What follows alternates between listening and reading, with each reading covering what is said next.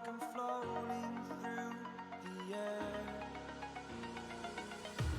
The pain I felt is paid for, all is said and done.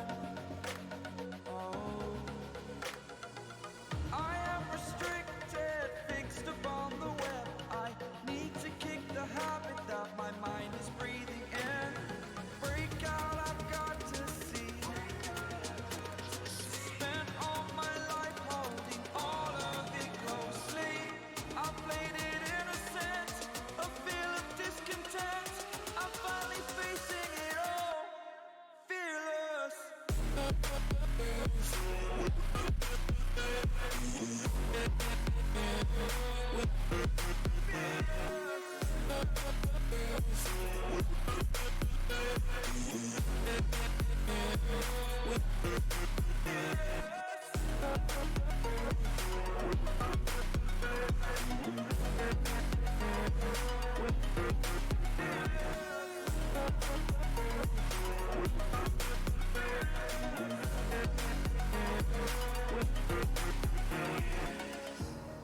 Burning the bridge that keeps us.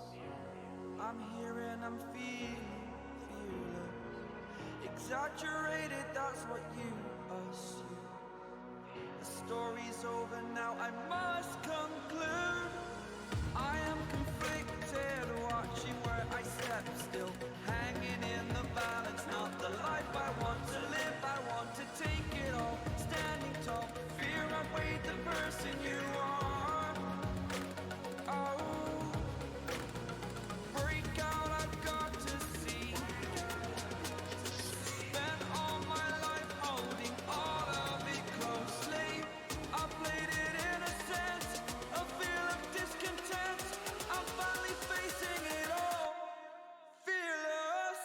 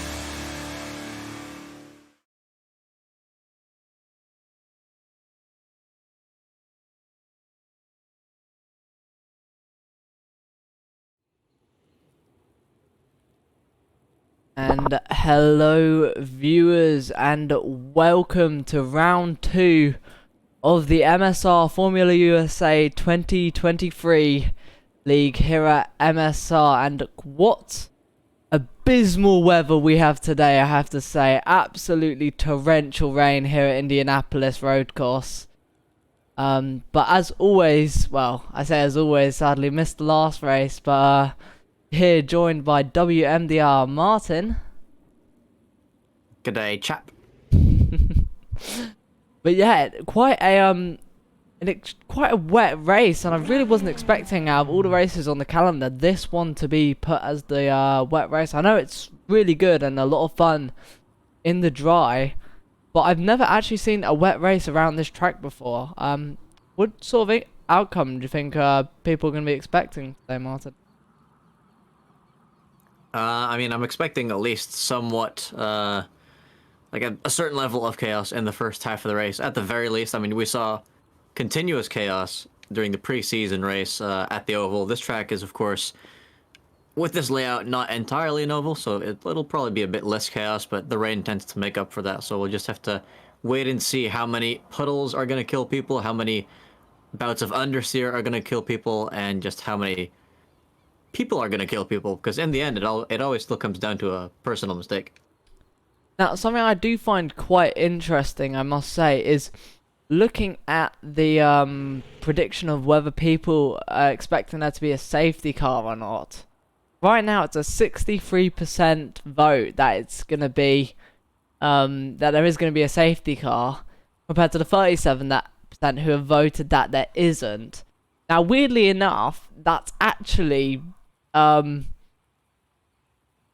lot higher than it normally is on the no side, because normally when it comes to looking at this chart, normally we've got like in the 90% of people are voting there is going to be a safety car, but today I've only seen 63%, which is quite much on the low side. So whether people are going to whether we might be expecting a safety car or not tonight, I genuinely do wonder.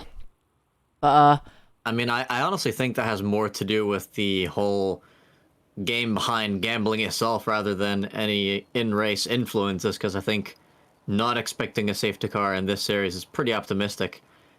Whereas when it comes to gambling, if you always vote for the likely option and you put a little bit of money in, you're not going to win that much, but you'll probably win pretty frequently. But if you decide to be that one guy that goes the other way for the one time that there's no safety car, and then you get all that money from those people who always vote yes. So yeah, and I mean, hopefully that'll pay off for those people in the predictions. Yeah, so yeah, quite the interesting change to go from Cleveland. I know I shouldn't be speaking that name in front of you, but an interesting change to go from an extremely wide track where you can very much take extremely different lines to now a wet track where we're going to be seeing some drivers potentially trying to stay on a sort of potential dry-ish line, or maybe try to stay off the rubber. And hopefully we'll be seeing some quick times, as I'm seeing some of the drivers now leaving the pit box, since it has been 5 minutes and the rain has now set. So I think we're stuck with binding right now. Yeah, the reason I've been sticking to this camera view is I was going to ask you, do you think this is a new camera view in the game? It seems like we may be inside someone's helmet. Yeah, we most definitely were, as I think someone was sharing Binding's pit box. Yeah, that is not a good sign for when the pit stops start coming in, because of course if you've got someone else in your pit box, I've heard from some people that you can still pit. Others say, oh no, I can't pit, so we'll just have to wait and see what happens there. Haven't had any crazy shenanigans lately though, for instance with the people ending up racing on top of each other. I remember we had that a few seasons ago. That was pretty interesting. Yeah, it has been a long time though since I've seen one of those incidences, so let's hope it isn't going to be a first in a long time then for this season.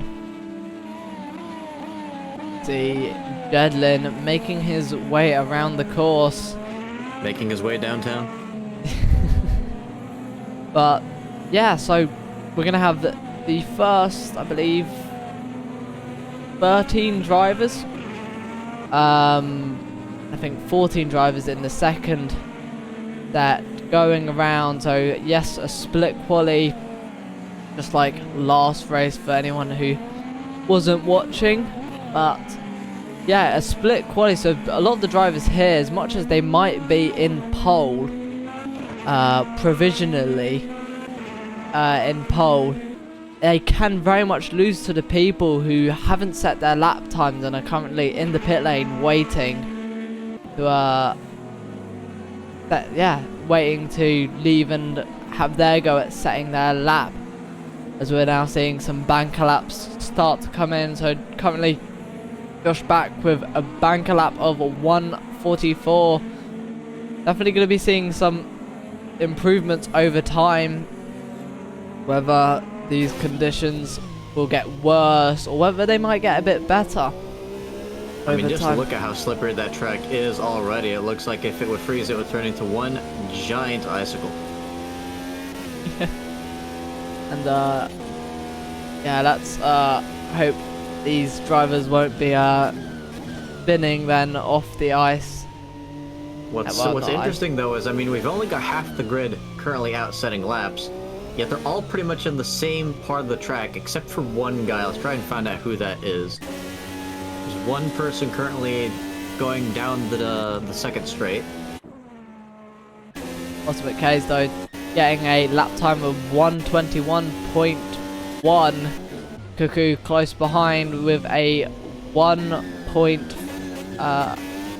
and a bit seconds behind. It's Michael. He's the only one who's basically got a lot of clean track out ahead of him, so not getting any slipstream benefits there, but also not suffering from dirty air, which I'm sure you would not want to get on this track, as it would send you into the grass, as we're seeing here in clean air. Yeah, something I've also noticed is I believe Lewis Marlowe, a reserve driver. I haven't seen that name up on the timing charts in quite a while, so happy to see him back today. Whether he can having solved his game from constantly crashing after updating some drivers, which he said actually made him angry that the solution was that ridiculous. But yeah, he's back for now at the very least. And I don't know if you've been seeing this, but there's a lot of counter steering going on in these conditions with this car. It looks very tricky out there. I mean, yeah, I had a little race in these, and I must say, you very much, at least from my opinion, you have to very much wrestle the car through most corners, and you're going to be wanting all that downforce you can have. I was, of course, running the default setup. I think for people who very much are more invested in making setups, they're going to be trying to put down as much downforce on that rear wing as possible to try to get it planted through the corners and out the corners to try to get all that acceleration they possibly can. But whether that will affect them massively, I mean, this track does have 2 long straights, and whether that will affect them, and whether some people, oh, that's a lot of oversteer, and that's Michael in the grass. I've just seen some interesting things as well that have just disappeared off my screen. If you look at the, well, I guess it's not on your screen, it's just on mine, but the little window that counts all the incidents going on said that Ultimate K's is currently on provisional pole with a 1:21.1, has been slapped with a penalty for unsportsmanlike conduct, which I'm not sure what that is defined as in this game, and if that's even a real penalty. But someone else, I believe it might have been Svi, but I don't quite remember, got slapped with a 0-place grid penalty as well for a pit lane violation. A 0-place grid penalty, absolutely horrible. How could Svi do such a devastating thing to get a 0-place grid penalty? I think that's just Mafia giving him a heavy penalty like that. I mean, what did he do to deserve it? Hopefully, we can work that out. In the meantime, Lewis, on his return to MSR, all the way up in P2, so having a good qualifying so far as he cuts the chicane. Yeah, very much taking all the curb there. That could be potentially out of track limits. I know that ever since last season, the MSR staff members have very much cut down on how much liberties you can have with the track.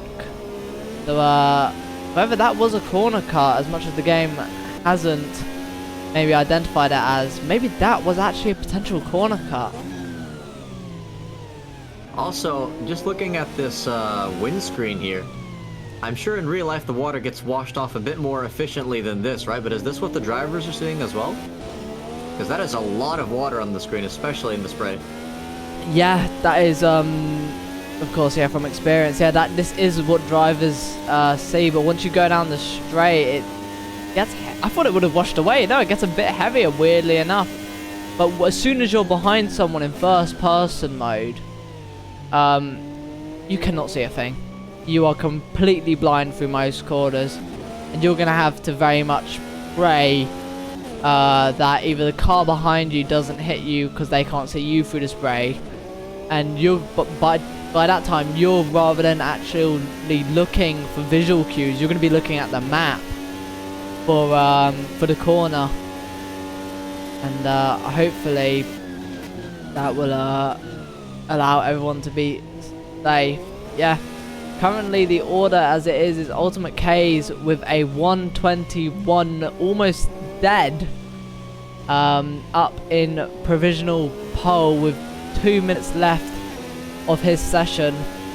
Lewis Marlowe about 5 tenths behind with a 121.5, close behind. Cuckoo with a 121.9. Oh, he's really missed his apex there. Oh no, he's actually going into the pits. Yeah, I think that was very much a box. Oh my god, you can see how much spray is in the pit lane. So much more water. I can barely see through that windscreen. Yeah, and he's gone into the pits now. I imagine that's the end of his qualifying session. K's is still out on track. I was gonna say though, these corners are already difficult to see on their own, but with the amount of spray that these drivers are getting, it becomes incredibly difficult to not just see the corners, but especially the puddles. And the puddles are what's gonna kill you if you drive into them. Yeah, if you dip a wheel, just one of your wheels, it can very much drag your car to left. Ultimate K's are on an absolute flyer right now. Last time I checked, he was a 10th and a bit up on his time. So whether he can get in the 120s is to be seen. He's lost a bit of time, but he's still up.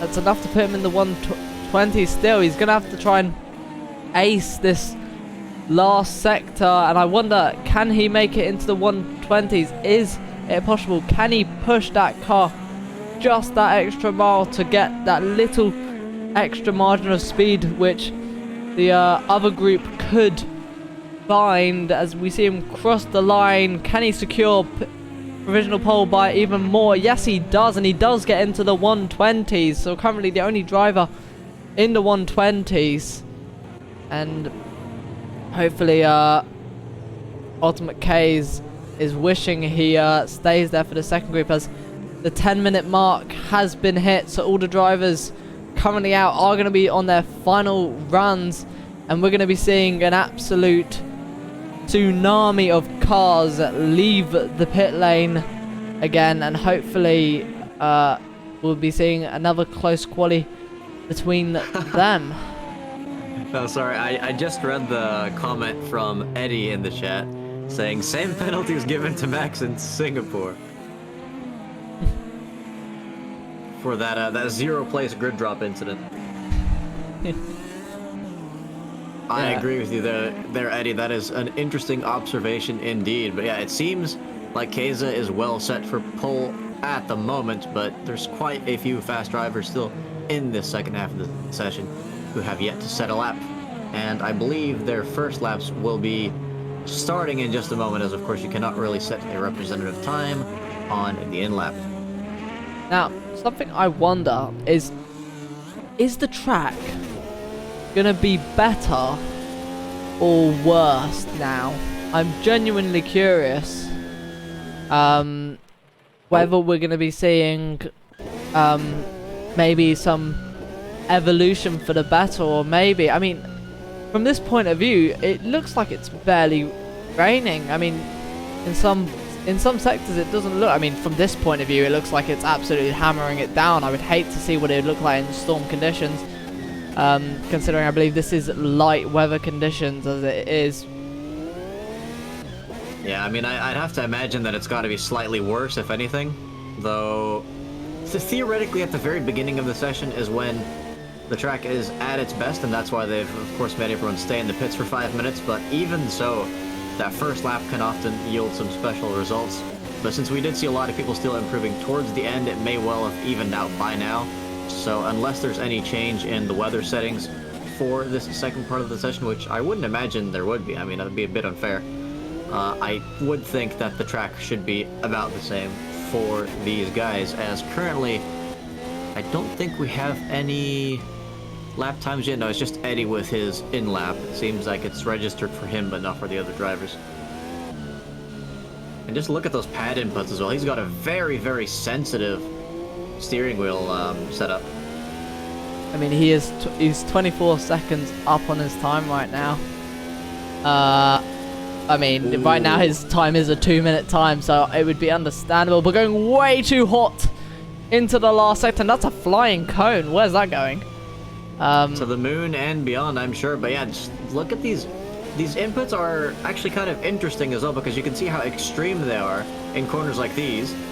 And in other corners, it seems to be very, very soft inputs. And it's not like the repeated kind of inputs like you'd get from drivers like me, for instance, where it's just tap, tap, tap, tap. I think that's definitely him moving his finger forward or backward to get those slight movements. And it's an advanced driving technique for the pad, but it's not a fun one to use.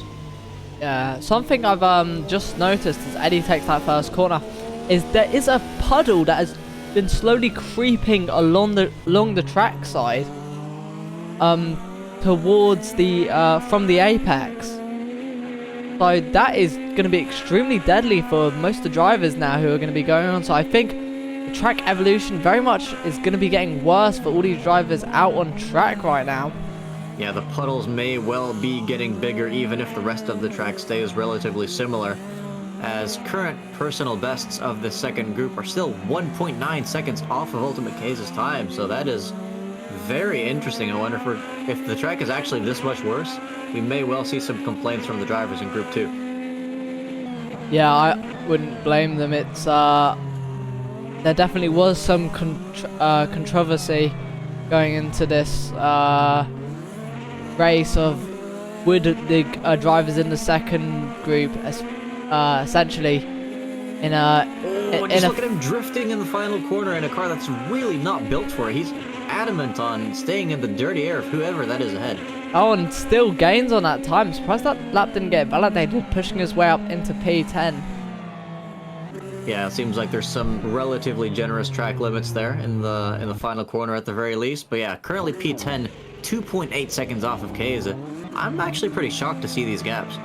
Something I do have to mention as well is, unfortunately, our last week race winner and technically right now our current championship leader is actually unable to make it. That's Wild Package, who won the last race. So that is extremely unfortunate that he's not going to be able to compete this evening.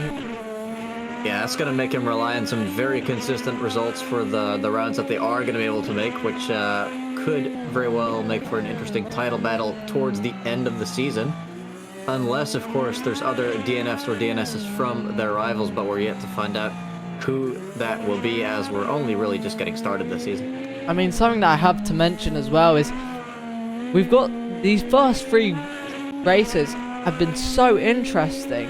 Because we've had Cleveland, a track that no one races essentially. Indianapolis, but it's wet. I've got to say that was a bold. Wow, look how late he is on the brakes, barely making the corner. But for round 3, we have we're once again back at Indianapolis, but we're not here going to be at the road course. We're going to be running the speedway, and that's going to be a feature race. For those not knowing what a feature race is, it's going to be where extra points are going to be up for grabs, and P1 would be given 50 points rather than the standard 31. 50 points for P1. So wild package, you heard it, you can get all your lost points back if you just make sure you win that race. So whether that's going to alter the timetables, we might see some drivers who are better in the ovals than they are in the circuit racing. I do wonder if we're going to be seeing any drivers all of a sudden get absolutely boosted towards the front of the charts and front of the championship. Yeah, I mean, oval races can definitely throw up some unexpected results as we've seen before, just because of the sheer amount of chaos and the fact that you're only really cornering and slipstreaming people. There's no braking, there's no accelerating, there's nothing like that. So there's fewer things to separate people by skill. It kind of evens out the playing field a bit more. And it seems like the drivers in this second half of the session, currently their personal best would be Valeside with a 1.5 second gap, still 2Ks, so still slower than the top 4 from the last one. Other than that, they seem to kind of be dividing Group 1. It's you can see there, it says pit, no pit, pit, no pit, pit, no pit, so no real clusters forming here. Yeah, I've just had a look at the team standings as well, and it is I know it's only been one round, but right now it is extremely close between the slightly moist Scuderias. I believe that is Ultimate K's, Eddie, and quickly just double check, yeah, Ultimate K's, Fennec and Eddie, and very close to them is Arrows McLaren. So Wild Package's team with Runelink and of course Wild Package and Michael.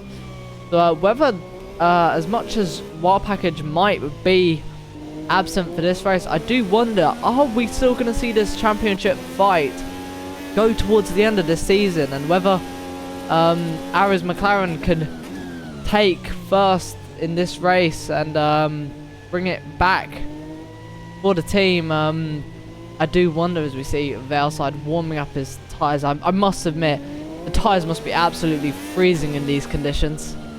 Yeah, and the thing is as well, it's just the tire pressures have to change after coming out of the pits as well, and that can take even longer than getting the temperatures right. If someone just absolutely dies on the main straight, which would have been their final attempt at a lap, as there's only 1 minute left, Valeside on his final attempt as well, going hard on the brakes into turn 1, not quite locking up, he misses the puddle, which is good. Hits the apex in turn 2 as well, but has to be very, very careful on the throttle, because there's just absolutely no grip out there. Then the next corner here, really tricky one to spot. He pretty much nails it, still avoiding the curb. He's probably going to take a lot of it in the chicane here, as he does, and sends himself straight to the next curb. Now on the second straight, there's going to be a very heavy braking zone here. Nismo, can you guide us throughout the second half? Yes, in the second sector, a lot more twisty than the first sector, as we go into a swooping right, then a swooping left, into quite a weird right-hand corner. Some drivers sometimes might overshoot it or cook their rears coming out of this corner, but then a very long right-hander where you might see some drivers maybe getting a bit too early on throttle, but Valeside keeping it perfectly and going a bit wide to avoid that puddle on the inside as we hit the third sector. Another awkward corner, this very long left-hander, forcing drivers to slow down quite a bit. But then around the final fast right-hander where we've seen a lot of cars lose it, and so does Valeside.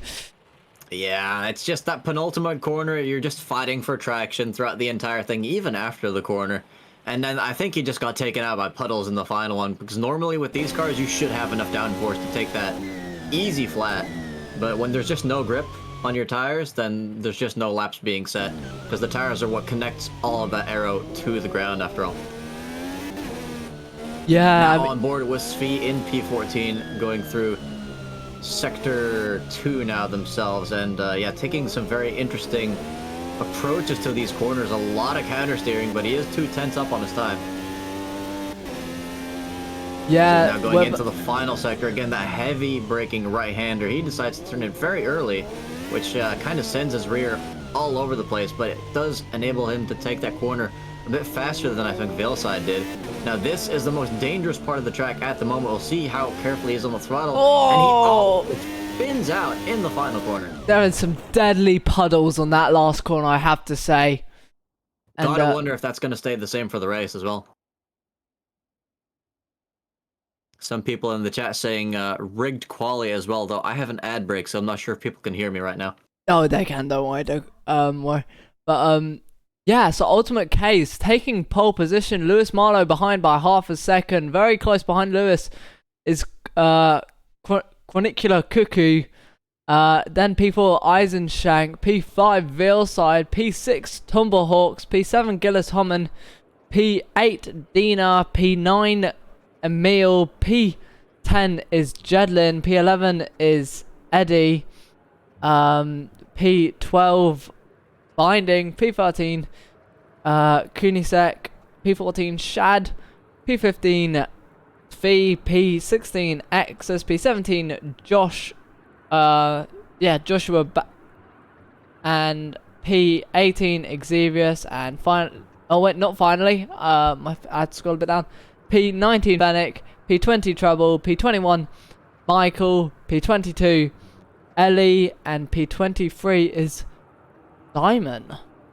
So it's a bit of a shame that we got kicked out of the quality screen so early, because I kind of wanted to compare the sector times of some of the fast runners from the first group and the second group to see where they were losing out on all that time. But yeah, as you said, the grid order is as it stands now. Nothing's going to be changing that, bar any mass disconnects. So you just have to wait for people to get their setups straight, get their pit strategies ready, and then this race will be go. yeah, and hopefully it will be a clean one. For those who voted, I'm going to quickly check what it is, since I believe voting has now been closed on the safety car ticket. So we got 79%. It's gone from 63 to 79% are saying yes, there is going to be a safety car. So that is very much, the odds are against you as we go into the formation lap, I believe. Oh, I don't think my... Why is my button not working? Oh god. Also, we have someone asking us not to put an ad break on the race start. I definitely agree that would be a very good idea. Yes, I mean, sadly, Twitch have done a weird thing where I can't control that anymore. I've got to go back into the settings, with all honesty, and hunt of where I can change things, because I definitely remember clicking a setting, and now this has happened. So hopefully I can sort those out for the future, and you guys can enjoy as much as the race as possible. But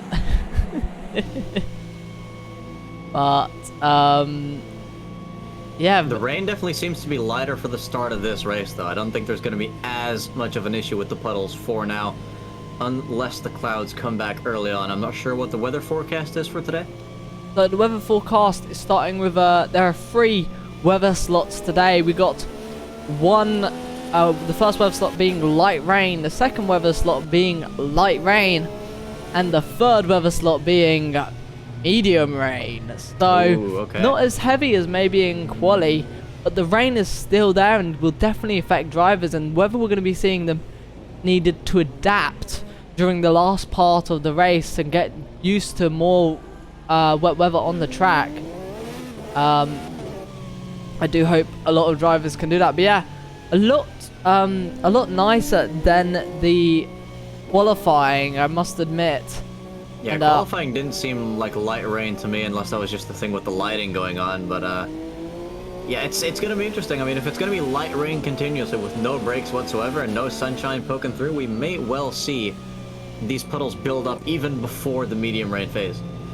Yeah, it's Ultimate K's lining up. Well, Lewis Marlowe lining up next to the pole sitter, Ultimate K's, as they take the final long corner. As you see, all the cars are lined up on the straight, and that's Ultimate K's going extremely early. I didn't even know that was even the formation zone, but everyone is off and driving. Some drivers getting left behind in the distance. as we see Ultimate K's going into turn 1. Is everyone going to make it into turn 1? Are we going to see any dive bombs? Is everyone going to make it safe? As we see a lot of cars going too wide, but a lot of cars cleanly making it through. Everyone keeping it extremely sensible through the first corner, but sometimes the worst can happen in the second corner. As it seems like there's quite a ding-dong battle going on for P3, 2, 3, and 4 now. Sorry for the stutter there.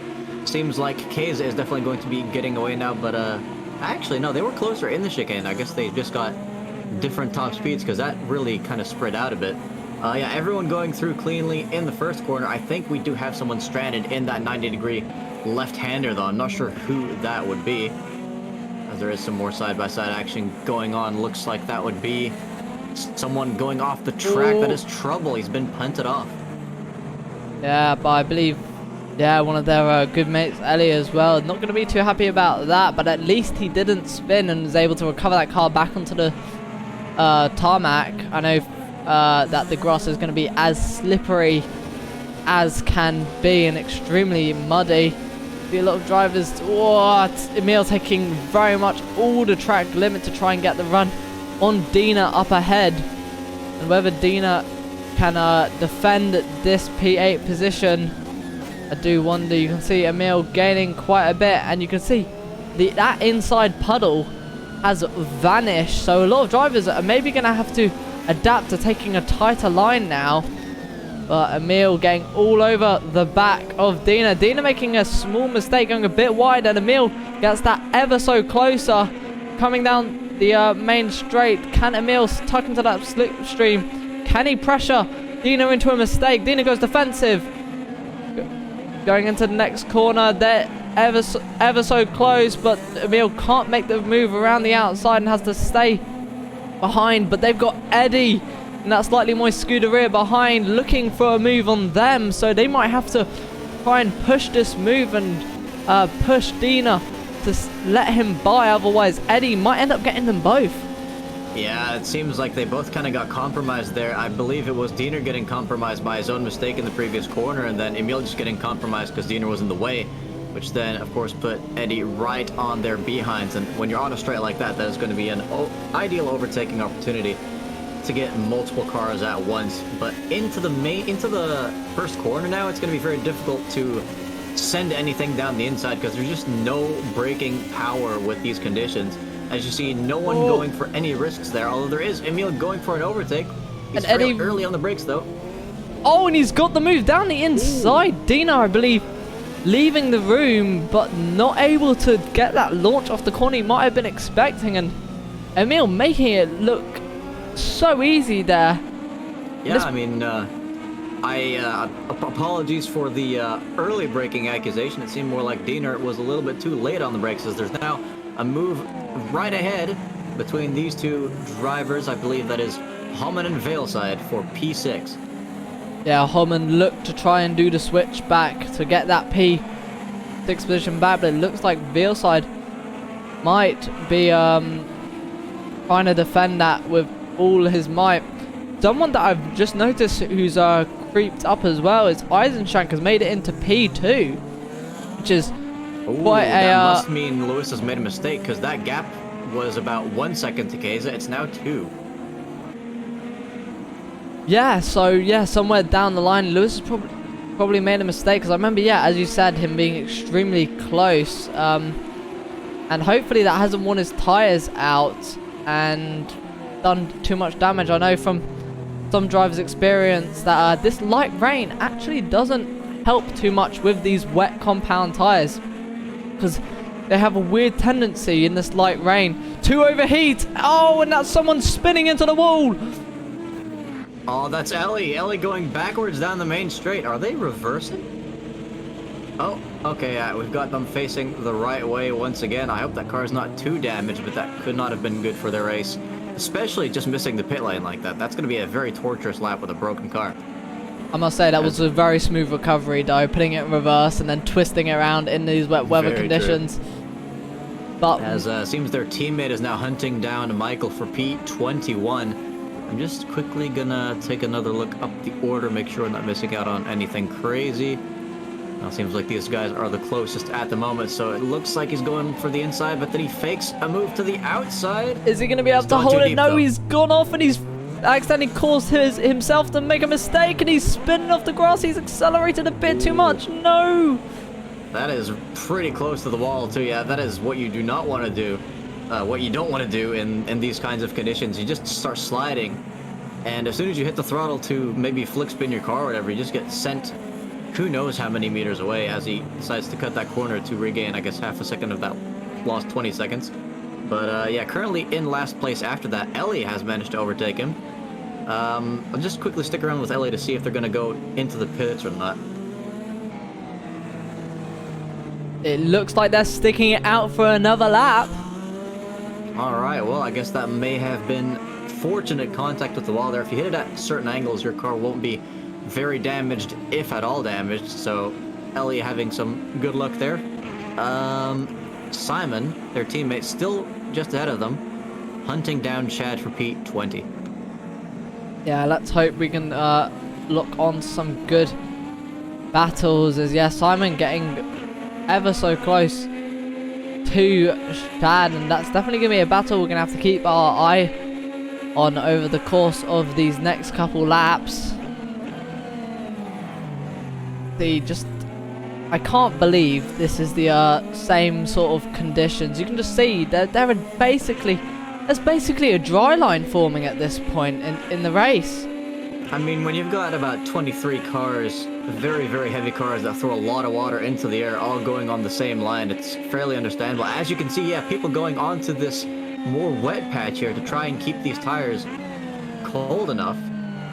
I mean, yeah, that's what you were mentioning earlier. If these wet tires don't get enough water, they will overheat and die very quickly. So they're trying to get as little temperature into them as possible, because wet tires overheating is just not a good way to drive your car. Yeah, I know from experience, a lot of drivers complaining about their rear tires overheating.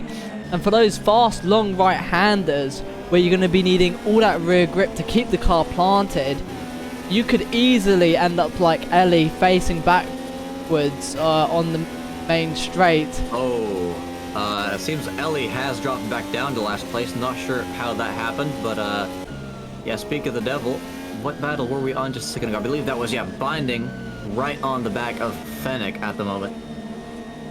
Yeah, you can just see though, like, compared to the start of the race, I don't see as much spray, so I think some drivers, weirdly enough, are actually going to be praying that this medium rain comes in earlier than it should. And I think some drivers might genuinely be thinking, if the weather doesn't clear up, you know, if the weather clears up a bit too much, and because it looks like at this point, genuinely, I would expect the rain to be stopping. As we see Svi going side by side with Jedlin. Coming off. Oh, there's contact between Svi and Jedlin, and both cars off, hitting the cones. Xevious passing his teammate. Both drivers not going to be too happy. Svi cutting up Jedlin, but he was definitely entitled to. He's a car ahead.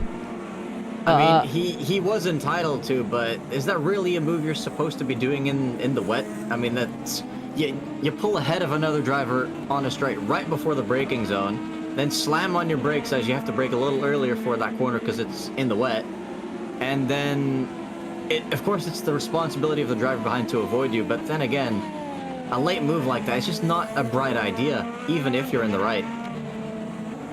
Yeah, exactly.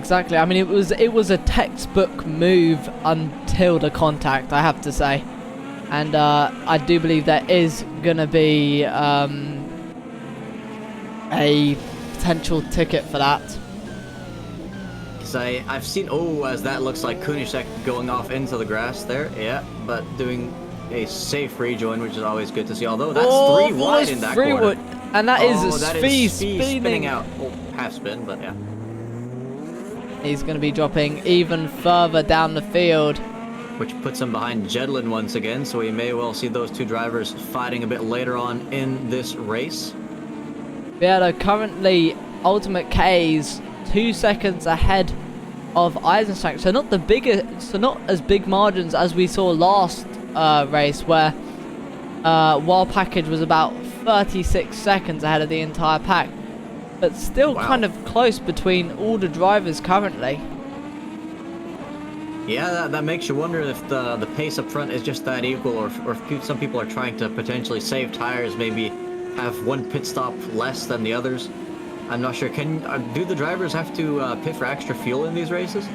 I mean, at this point, I have realised that every race a driver is gonna have to pit for fuel. So whether they're gonna get those tires with it or not, it's up to them. Because I know from experience that the wet tires compared to the options and the primaries wear a lot less than them. Hold on, we've got Cuckoo going around the outside of Tomahawks into turn 1 now. A very brave move, still side by side. Still got their foot in all this contact, and they just keep it on the road.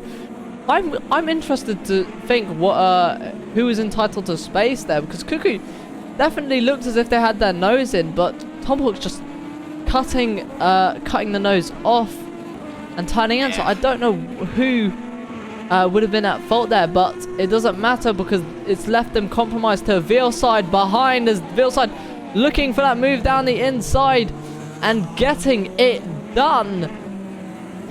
I mean, I would be pretty annoyed if I was Cuckoo, to be fair.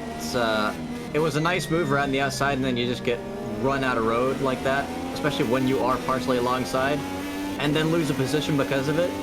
Yeah, I'd probably be taking that one to the stewards. That's just me, as Cuckoo now looking down to the inside in the final sector. Oh, there's contact! But both drivers making it out unscathed. Yeah, that may well be frustration speaking there, as you don't typically see people going for a late move into that corner over there. It's especially with these limited amounts of grip.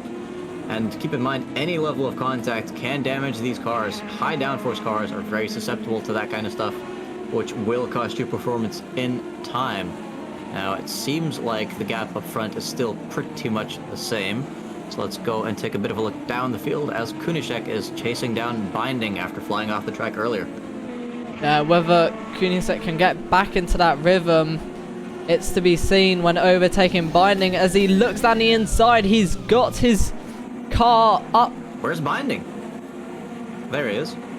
Yeah, it looks like Binding gave him the space. Didn't really fight it too much, or maybe was surprised that Kunishek was able to pull off that move. I've got to admit that was a very much aggressive move, I have to admit, but a really good one at that. Able to just brake later and shove the nose down. Ooh, Binding getting extremely close to the back of Kunishek. Luckily, not hitting him and coming out unscathed, but they've got Jedlin now in their mirrors to worry about. Yeah, and I mean, those are the kinds of mistakes you're not going to be getting while driving on your own, too. That's when you've just been overtaken by someone, and you haven't quite gotten used to their dirty air or their braking point yet, and then you just end up missing the ideal one for you. So, luckily, limited consequences there, but as you say, that does put Jedlin within sight of an overtake as Jedlin goes wide himself.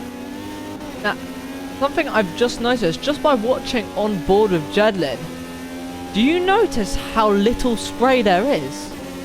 With all honesty, right now, if I was a driver, thinking to myself, at some points of the track, I would say it's ready for the option tyre. I mean, maybe not in Sector 1, where you can see all the spray now all of a sudden being picked up, but in the third sector especially, it's bone dry. I was just watching Binding's car, and in the third sector, it was bringing up absolutely no spray. So this, I mean, I wouldn't even call this light rain at this, but extremely light rain, spitting. I mean, it is spitting at the moment, but then again, since there's no actual session or like weather slot programmed in where there is no rain, I think that might just be some temporary localized pockets of no rain, because as you can see, it is still raining a little bit. There's no spray here, but there is still rain falling on the windshield. And if you go and pit for slicks now, as soon as that rain starts to pick up even a tiny bit more, you're already going to have to go right back into the pits, because this track is still very, very greasy.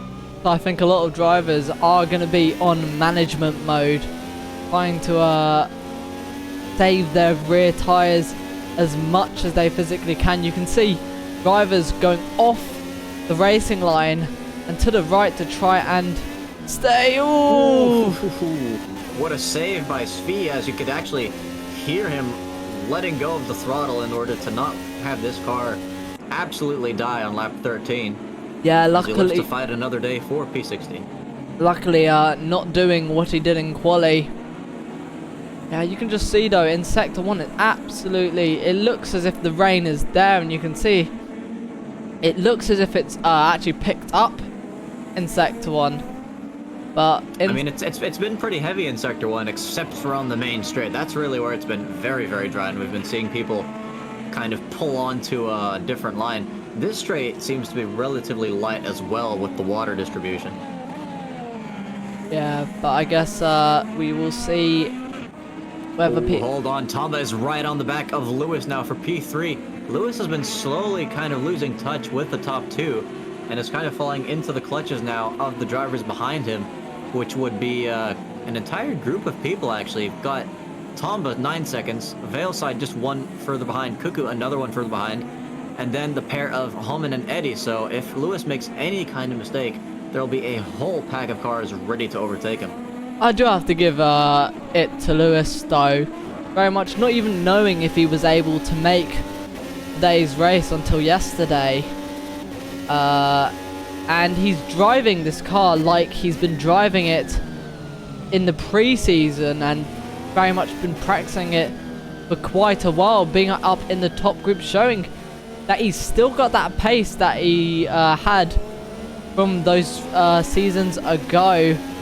But whether he's going to be battling his teammate or letting him go, I do wonder, since Lewis is a sub and Tomahawk's currently placed, if I can... Ooh, you can see Lewis losing a lot of rear end grip there. Those tires are going. But yeah, as you say, Lewis, absolutely no slouch of a driver. Been very successful in the past in this league and others.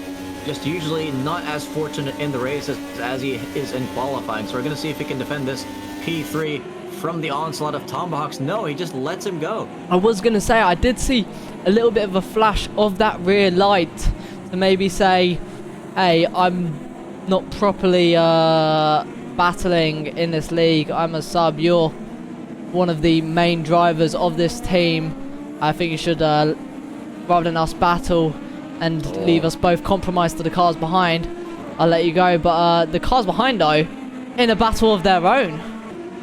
And I think Lewis is going to want this battle to pick up as much as humanly possible, because the longer this goes on, the more time that gives him to stay alive in that P4.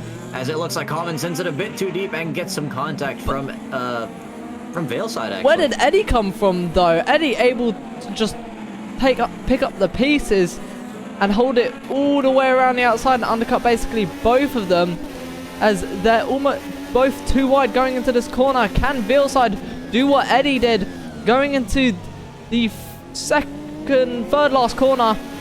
They all wash out wide as well, just everyone lacking that grip at this point. And it's interesting to see Veilside having to pick which car to drive behind, because if he picks the wrong car, he may well be rear-ending someone, as there's still more lifting going on in the final corner. No puddles there, but yeah, just no grip on these tires. Looks like Eddie's going for another move now into turn 1. Round the outside, he's going to be on the dry line, which might give him more grip, but then again, that rubber could affect his car, and he makes it all the way around the outside. Just getting extremely close to the back of Eddie. And now they might have to fight with Veilside, and whether Eddie can try and get away from this pack. You can just see how much spray is being picked someone's up. Off the track. I think they may have been lapped. Never mind. Yeah, I believe that was a lapped car, so not someone in this battle, but Veilside, Gillis and Eddie in extremely close battle here. Eddie's still not getting away as much as I think he would have liked, so he's going to be wanting to desperately try and find some speed over the course of these next 2 laps. It's Cuckoo. Cuckoo is now going for P4 on Lewis as well, not getting a moment's rest, looking towards the inside of this corner again, but thinking better of it. Cuckoo still remembering what happened there last time and playing it a bit safer. Let's see what's going on with the battle just behind. Seems like they're still all in position. Yes, that is Eddie there behind, from our perspective, the car of Gillish. I must say, at this point, the final corner is more or less about patience and when to put the throttle down. Because I genuinely think, after that slow, awkward corner, and that's Gillis looking down the inside, but he's gone wide, and that's going to leave him exposed to Veilside, as Veilside making that move up the inside, which turns to the outside of the next corner, and he is able to make that move around the outside. Sadly, Gillis chewing a bit too much off than he can eat, and sadly dropping down from P7 to P8. But this battle isn't over yet. And this battle isn't either, as it looks like Cuckoo's just made the move on Lewis, but will they be able to hold on? This part of the track not best for side-by-side action, so Lewis having to yield for now. But yeah, the battle behind them, that's just the kind of battle that you absolutely love to see. Just like this one here, more side-by-side action. But when you got 3 drivers fighting for one position, and the driver ahead is not able to pull away, and you just make one mistake, you lose 2 positions, and then since no one's pulling away, you have a chance to get back at them. That's just the kind of fighting that I just love to see. Yeah, extremely close as well. It's Jedlin and Spee in the background. These two have had quite Ooh, yeah. quite a pass with each other. Not only in this race. One of the first coming into the pits. That has got to be for strategy, I assume. I hope so. Let's see if Oh, he's overshot his pit box. Not so many mercy. I'm kidding. We've all done it. We've all done it. I've got to admit, you know, even the most experienced of drivers have overshot their pit box. I can't lie. I've done it many a time. As we see binding as well, boxing. So it's going to be looking for the move on Jedlin. Extremely close to the back. Oh, and he repeated the mistake that his adversary made last time. First it was Jedlin, now it's Fee going into the back of each other at turn 1. Wow, with the amount of contact between these two, you think this is NASCAR or touring car. No, but yes, Fee almost mirroring what Jedlin did to him, but both cars unscathed essentially. But yeah, I'll tell you what though, that either means we're gonna see 2 incidents being brought to the stewards or none. Because if I'd done that, I'd probably drop the first one. yeah, maybe be giving Jedlin a bit of a nudge, saying, "Hey, I remembered what you did to me." No, but Veilside, third person pitting. As yeah, I think we're going to be seeing some strategy start to come out and evolve. So ooh, yeah, we're gonna have to wait and see where Veilside comes out compared to Eddie, because these guys were battling, but Eddie is stuck in a lot of traffic. That is Shad and Dean are fighting it out for P15 just ahead of him. you can see Eddie's wheel just completely turn to the right. The understeer is insane, but it looks like Veilside is still stuck in the pit lane, and it looks as if Eddie is in fact going to get him. Oh, it's not even close, but it is close right ahead of Eddie, as that looks like Dean going a bit deeper into Oh, Shad. that's Eddie going down the inside of both of them. Eddie, of course, Dean being managing to get the switchback somehow. That was quite the move. yeah, Eddie, of course, on better tires, but a heavier car. So this will definitely affect him. So yeah, Eddie very much splitting this battle between Dina and Shad, straight down the middle. But Shad wants a piece of Eddie, looking down the inside. Can Shad battle his way back towards Dina? But no, has to stick behind Eddie. And I don't think, I think from a strategy point of view, Shad should probably try and stick with Eddie, with all honesty. I think not risk anything too bad towards this start. Two different cars on, well, yeah, 2 different cars on 2 different strategies right now. Yeah, I mean, you said a second ago that it seemed like Shad wanted a piece of Eddie, but I don't think that piece of Eddie wants Shad, as Eddie is still in that P15 spot. And as you said, if Shad has, especially if Shad hasn't pitted yet, benefiting from that slipstream may well be the best option. But I think sooner rather than later, we're going to see Eddie pull ahead of Diener, and that's when Shad could try and swoop in to steal that position from Diener 19. As we've actually lost a few drivers now. We're down to 19 after starting with 23. No. Unfortunate for those who discount. I mean, this is quite a what's the word? A intense combination, I must admit. You see Eddie looking for the move very close to the back of Diener. If I was another driver, I would have expected a dive, but Eddie is keeping it nice and simple behind Diener. I saw quite a bit of oversteer from him, but yeah, extremely close. As we see, I think Svi is actually in front of Jedlin now, so we have luckily passed all that carnage, but Svi's eyes are now trained on Kunisek ahead of him, which I believe is, I know they might have different liveries, but I believe is actually his teammate. So yeah, it'll be interesting to see if there's going to be any aggression involved with these next few moves. And wow, yeah, the contrast between the main straight and turn 2 could not be any bigger. It looks like it's absolutely pouring down buckets in these corners, and as soon as you get to a straight, the tires just start to gain the temperature of the sun, because there is absolutely not a single drop of water on any of those places. But it looks like the second straight's got a bit more spray going for it now. As Svi looking towards the outside, we'll see if Kunishek decides to defend this at all. And no, they don't. yeah, yeah, Svi was massively gaining. I mean, oh, whoa, That was risky. Yeah, almost flying off the track. As much as they were taking it slow to let Svi go by, sometimes that can just ruin your rhythm, as it were. As we see Eisenshank pitting from P2. I wonder where he's going to come out compared to the likes of Tomahawks and Ultimate K's. Last time I checked, he was 7 seconds behind Ultimate K's. Of course, he's going to be a lot further down this time, but whether he's going to be able to gain a lot of time over the course of these next few laps, I am curious. I was about to say that Eddie came out 5 seconds ahead of Valeside after their pit stop, so the undercut may well be very powerful here, unless there were some incidents involved in that time difference. But saying that, Valeside is one of the drivers we're missing now. Oh, so yeah. That battle with Valeside and Eddie is well and truly over now. Unfortunately, may well be another internet issue, so that is a massive bummer. I feel so. But yeah, I am interested to see though where Ultimate K's will come out compared to Eisenschenk when he finally does decide to pit, which should probably be pretty soon because we're almost halfway into this race. Yeah, exactly. Yeah, lap 22 out of 49. So the halfway point is going to be lap 24 and a half, and that's a Chad mowing grass.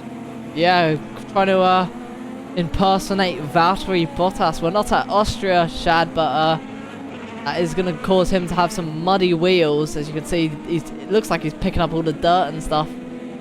Yeah, is that a glitch? Or am I seeing a lot of dirt come out the back of his car? How much dirt did you pick up, Dad? That is most definitely a glitch, because I'm not getting any more of that on my screen. Oh. As he's actually, he's going into the pits now, so hopefully they can clean whatever dirt Exploder 9000 they have in the back of that car.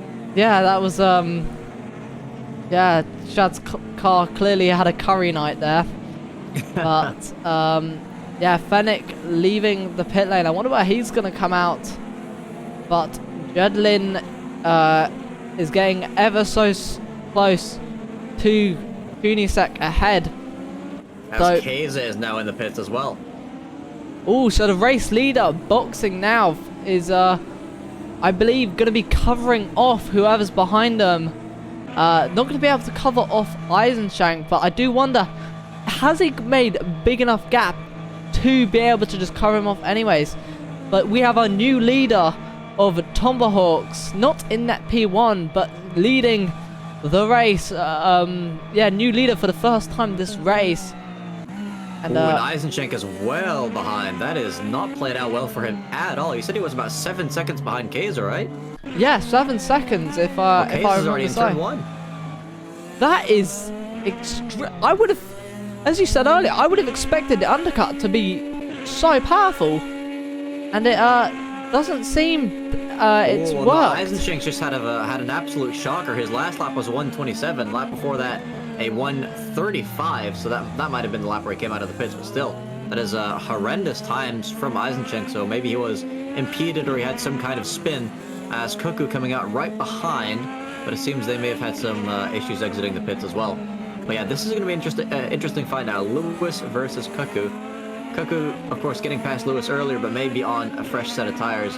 Lewis will be able to turn around his fortunes once again and fight his way back up to the field, because he started the first few laps in his very solid P2, and then he's just been dropping places ever since, as someone's getting overtaken ahead of us.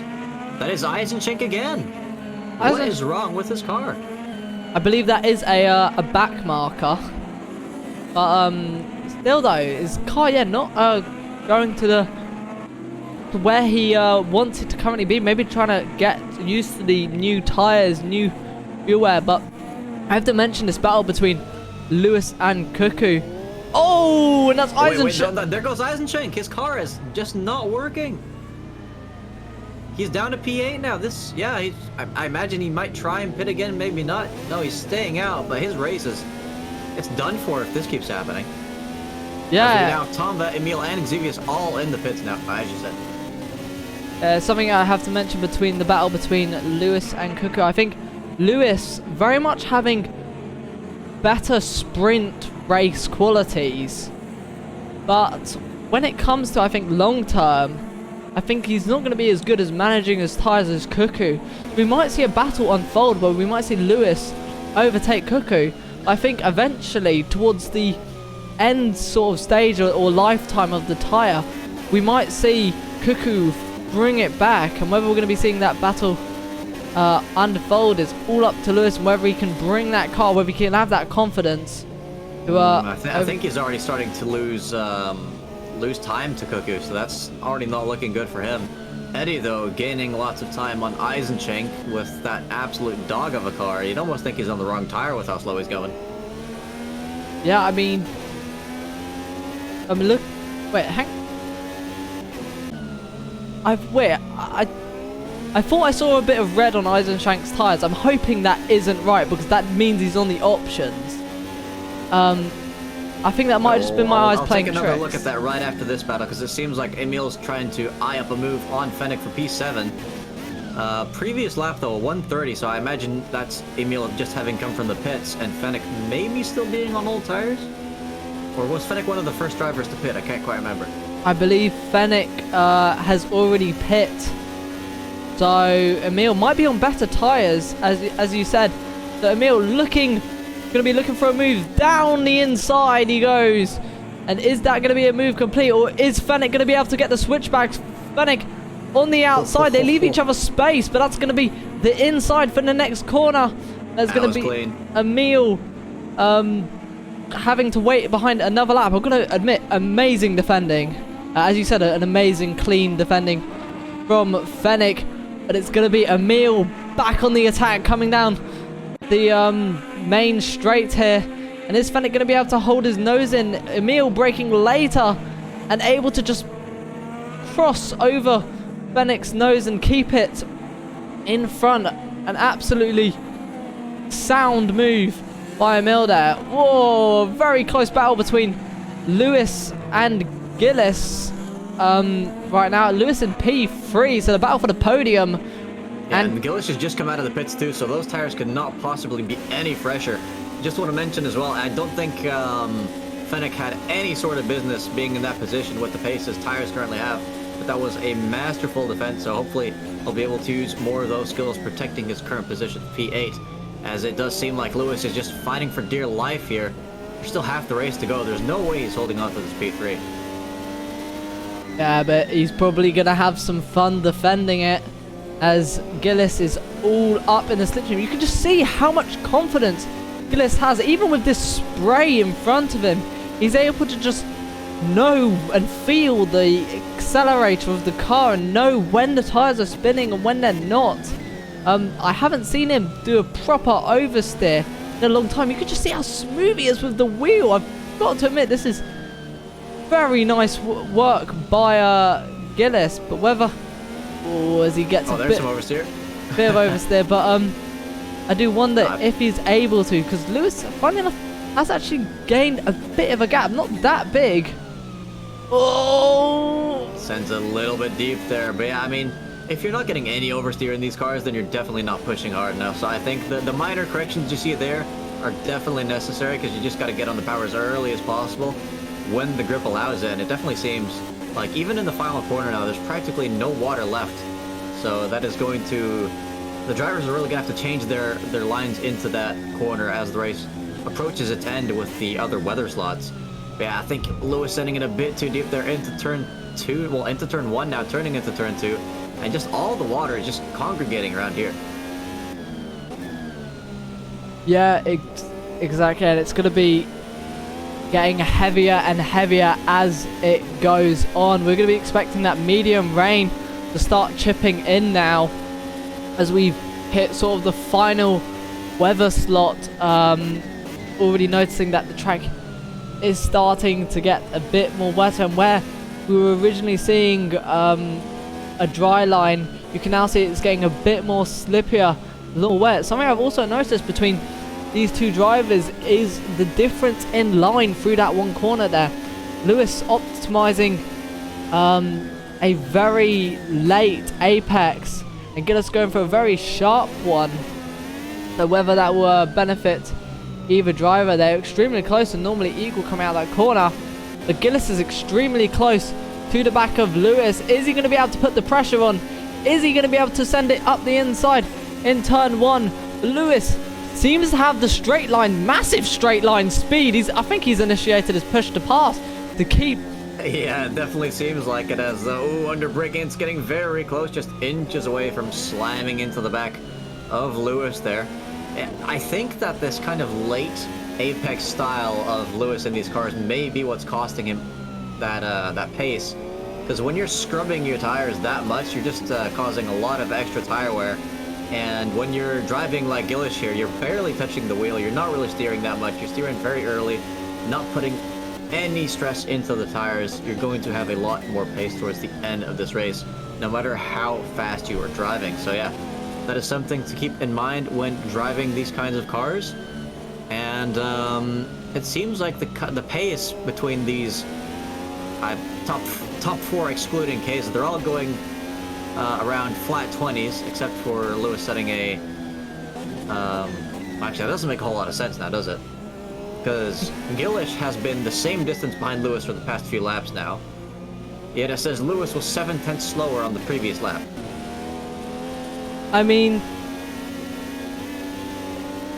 they were I must admit, they were extremely close. I mean, you can see how much Lewis gains over the line, and how much Lewis actually now going faster than Ultimate Keza and Cuckoo ahead of them. So maybe his pace is switching on again. Yeah, getting back wait in. And see for that one. I mean, 19 laps left.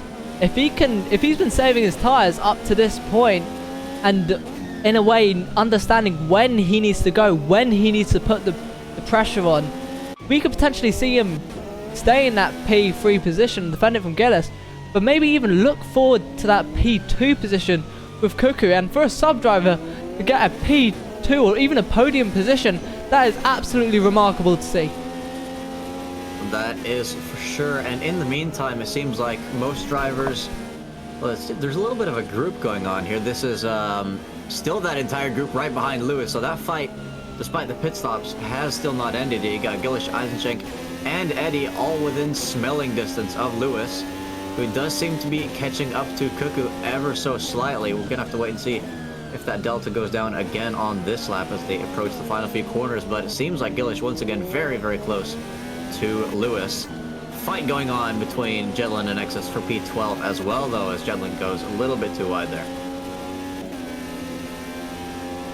Yeah, watching Jedlin now, seeing if he can make any sort of gain on Exus. He's definitely been gaining over these next couple of laps, but binding behind, been gaining just as much. And whether Jedlin might end up making a move on Exus, as I say that Exus does very much disappear a bit, but it looks like Jedlin is slowly being left into the clutches of Binding in that blue crew car. Yeah, that was a tongue twister, blue crew car. So whether Binding can make it up in these next couple laps, he's got 19 to do it in, but whether he can keep those tyres in conditions. And something I've started to massively know is drivers don't have to move to the right hand side, and that there is no more dry line. Ooh. And this is going to make it extremely, I mean, we're going to be looking at some more quali sort of laps, but whether this is going to affect drivers who are in cockpit mode and are going to be very much struggling to see. I mean, the only thing I can see right now is the rail guards next to me and that blinking light ahead of me. Yeah, I mean, just forget looking for the corners or any braking markers. You have to know the track like the back of your hand with your eyes closed at this point, because otherwise you are not making your way past these drivers. As you can see, Binding just kind of taking very awkward lines. They're not very quick, but they're helping him to kind of try and see where he's even going, because it's better to lose a little bit of time and stay on track than to try and go as fast as possible and just completely fly off the track. As this fight for P12 is really starting to heat up. Lewis, in the meantime, still keeping it about a second ahead of Gillish. And I was going to say no longer catching P2, but Cuckoo has actually only done a 21 on the previous lap, so the pace for the top few drivers not seeming incredibly consistent today. Yeah, but still, yeah, extremely close between them time-wise. I am curious though, by the end, to see who is going to come out with the fastest lap. It's going to be an extremely weird one, especially since we technically only have one proper wet race all season, and who will be basically oh! Lewis has absolutely binned it in the final corner. That is going to be his race, pretty much. That's a lot of damage, and he's going to be dropping from pretty much the front of the grid to the back. Maybe not fully understanding how wet that final corner has got ever since this medium rain. The worst part is it was on that final deadly corner. He's going to be running this entire last lap. That is going to be a struggle for survival if he's going to make this thing go back to the pits. Now he's having to wait for a bit of a safe rejoin, of course, but I cannot remember for the life of me the last time that Lewis had a race that didn't go horribly wrong. I mean, it's not always his own fault. Sometimes it is, but I swear he's got some sort of evil gremlin on his shoulder that just lets him have fun for a couple laps and then absolutely kills his race. Yeah, it was going so well. Oh, and now he's just completely in the way of Xevious. Are they those? Wait, no, that's not Xevious. That was someone else. I believe that was Tomahawks. Oh yeah, Tomahawk's way down in P8, so he's not been having the best of races either. Yeah, it was going so well for Sentinel Motorsport, having a sub-driver up in the podium positions, and that dream has just been absolutely diminished. And very unfortunate. Eisencheck is going down the inside of Holman for turn 1 now. This is for the podium. It's the battle of the tree huggers. Who's going to end up on top? No team orders here. Oh, there's contact between the two drivers. That is incredibly painful to watch. I mean, I think it was just Eisencheck kind of losing the back end and trying to steer his car a little bit to catch it. And his teammate was just way too close to take any kind of avoiding action. So that is very accidental contact, but still breaking the golden rule of never touch your teammate. I mean, I do wonder whether team orders might have solved that. Maybe Eisencheck should have said, hey, just let me go. I've got Eddie behind me. I feel as if I'm quicker than you. Let me go. But I think if you're fighting for that P3 position, for those points in the team, look, come on, who wouldn't send out the inside for a podium? But that is extremely unfortunate between that contact. I definitely think, from my perspective at least, from what I watch right now, that looked to be a Class A penalty. So I think that was very much a racing incident. But very unfortunate just a little for note Gillis. that Class A would involve no penalty given.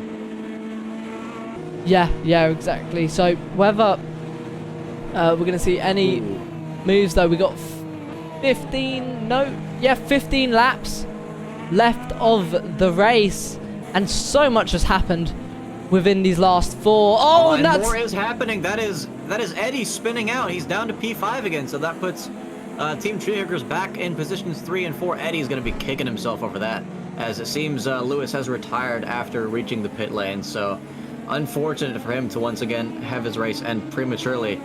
But Eddie is now going to have to, well, he's not going to have to defend, because that's not someone for position behind him, but he's going to have to really fight if he wants to catch the Treehookers, who are once again fighting it out for P3. Yeah, there are no team orders between these two today, and whether that's going to be very much benefiting them. Oh, look how deep the Eisenschenk's gone, though. They're taking completely different lines. I mean, Eisenschenk, he clearly has that front grip to take that corner, and I think Gillis might have the straight line speed to take him on the main straight, but it's just all to be seen between these top two, as Cuckoo Wait, boxing. Why in the world would you box again?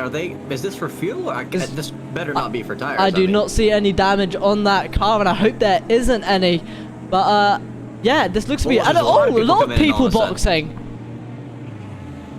I mean, I'm guessing that has to be for fuel then, because I can't imagine that would be for any tire change or damage fix. Yeah, I was gonna say, I do not recall these cars having any sort of inters or wetted tires, as this could completely change up the lead. Maybe some cars might have been fuel saving at some point, and this changes up the strategy completely for some drivers. Well, I'm just wondering now if everyone's gonna have to pit again, or if it's just some people on a different strategy. Because if those people that haven't pitted don't have to pit, then the people who did just pit are at a severe disadvantage, because this is one of the longest pit lanes in the world, pretty much. I mean, one pit stop here literally takes you forever. Yeah, and I would not like to be stuck down there, especially when the pit lane is literally the length of the well, I wouldn't say length of the track, but from a sideways point of view, it is the length of the track. So whether that is going to mix up some strategies, put people in places they don't want to be, maybe in front of, well, behind traffic, I mean, not in front of, and whether we will see maybe some more battles now unfold. I do wonder, as we see Eisenschenk is in P7, Gillis is P2. So they're clearly not on the same strategy. Yeah, I do wonder, are they still going to pit? Is Gillis going to pit? And are we going to see potentially Eisenschenk? I know the undercut didn't work for him last time, but could it work this time if Gillis has to pit again? I mean, I can't imagine the undercut hurting you if the other guys still have to pit, because there's not that many more laps left. So, if there's any time to still get an advantage from pitting, it's got to be now, because pit too late and you run out of laps to use those fresh tires on or whatever, and pit too early, and of course they'd be dead by the end. But yeah, Kaze is coming in now. I think we're going to be seeing the rest pit as well. Alright, so yeah, I believe that's Cuckoo actually going past Emil on the straight. Easy as you like. Cuckoo getting that P4 position. Fennec once again pulling ahead though in the braking zone. Not the safest move. Yeah, we've already seen one incident. Let's not see another. But right now, I believe that... Oh, very much cutting the track there a bit. Naughty. Wait, that's fighting Fennec. Fennec is very vulnerable right now. The battle for P... Well, I don't know if it's net P3, but the battle for P3. Cuckoo going down the inside. They've always looked for a move there, and they've actually made a move there. And we see Fennec box. Yeah, Fennec saying, I'm not having any of this. I am absolutely out of here. Not getting overtaken ever again. He's going to get the freshest tires in the pit lane, as X is there losing the back end in turn 1 in his fight with Binding and Diener. I must admit, look just from this camera now, you can see how dark the track has got, how bad the weather is now getting. And look, this isn't even heavy rain, this isn't even thunderstorming, this is medium rain on AMS2, and it is just pouring. As you can just see how big of of splash zones, and that's Exus looking for That's the a move. late Oh! Leaving each other room. That was very, I must admit, as much as that was a ballsy move, that was very much sportsmanship between Dina and Exus. Yeah, Diener had to turn out of the steering there to avoid a collision. And that's also going to leave him compromised to his teammate behind, Binding, looking for a move. So maybe they might be working together, actually, to force Exus into a potential mistake so that Binding can finally enough get out in front. Yeah, this battle's definitely far from over, and I'm interested to see... Wait a second. So Keza has come into the pits, right? And come back out again? Yes, and he's still P1. And Gillish is behind him, so that must mean that Gillish is pitted as well, right? No, I don't think I've actually seen Gillis pit. I have not yet Okay, seen 'cause Gillis. If Gillish hasn't pitted, then how is... I thought he was fighting with Eisenschenk for a high up position, or am I just demented? I mean, we did see, I must admit, remember that group of cars at the start we saw boxing? It all Yes. makes sense now. When we saw those cars boxing on lap 17, that wasn't because of damage, that wasn't because of tyres and everything, that was for fuel. And that was very much, to try and keep that strategy going, but do the opposite of the entire grid, which is ballsy. Oh, that is extremely sideways for Exus, and that leaves them compromised to Binding. Binding making as much. Oh, but someone who's also a bit compromised is Eisenschenk with Svi behind him, absolutely jumping over that curb there. Is Svi in P9 going to be able to get this P8 with 10 laps remaining in the race? Yeah, that's some very, very tight battling going on towards the tail end of this race. There was an interesting show by Exus on ice there. I mean, a wonderful save, but definitely cost him a decent bit of time, as he's now behind both Diener and Binding. And I believe that was Svi trying to go for a potential overtake on Eisenschenk. Nothing quite doing there yet, but considering that Svi was likely the one with the higher pace there, I think we will see this battle continue on in just a few moments' time. In the meantime as well, it seems like there's been a position change in the top 5, or is that just the thing glitching out? I don't know. I definitely think Emil and Tomahawk are close to each other. But before we see any battles once again get very close, I've got to just mention a couple of things. One, Phoenix saying a very moist track, and I've got to admit it is getting extremely moist. And the second is Lewis Marlowe, sadly, one of the drivers who retired, saying that Gillis, Tomba and himself were on a one-stop. Ooh. Which I have got to admit, a one-stop. I genuinely am curious. There's got to be so much fuel saving involved with that. I mean, we've seen a lot of cars now pit. So whether Gillis, fine enough, is actually in the net P2 right now, I'm curious to see, because his teammate Eisenschenk, who is battling, is currently P8. So whether he's going to be able to hold that position, keep it P2 with all that fuel saving he's done. It could come down to last lap, but come down to these last laps where we might all of a sudden see Cuckoo gain a lot of time because Gillis might be fuel saving. Well, that is very interesting indeed. I mean, seeing people split on tires or amount of fuel in the pits, sure, but seeing actual differences between 1 and 2 stops, typically from what I've seen in these kinds of games, a 2-stop is rarely beneficial compared to a 1-stop. You almost never make up enough time to cancel out that second pit stop, so a 1-stop is usually the better option. But considering how few drivers went for it, yeah, like as you say, it must be pretty difficult with the fuel saving, so I can't wait to see where those drivers finish. But in the meantime, Eisenschenk has made a position on Xevious for P7. Yeah, and whether Svi is going to be able to follow through as well. He's definitely dropped behind, but it looks like this battle could get tasty as Eisenschenk making a bit of a mistake going through there. So this could turn into a three-way battle for P7. You can see Xevious a bit too close, I would say, for Eisenschank's comfort. And whether he can stick with him over these next 8 laps and potentially get him on the line, I do wonder. You can see how close it is. Eisenschank going a bit wide again. I'm quite surprised, though, that puddles haven't started forming yet on the track. And that's Svi into the pit lane, I believe. I mean, if anything, it seems like the rain's kind of calmed down again, so who knows what's going to happen in these final few laps. Svi has lost a significant amount of time because he is indeed going into the pits. I can't imagine a lot of other people still pitting this late into the race, so he may not be finishing that high up. Maybe Jedlin's going to have to pit again. We'll just have to wait and see. But that was a very, very quick stop. Yeah, that was extremely quick. I'm curious. Maybe he got some sort of penalty?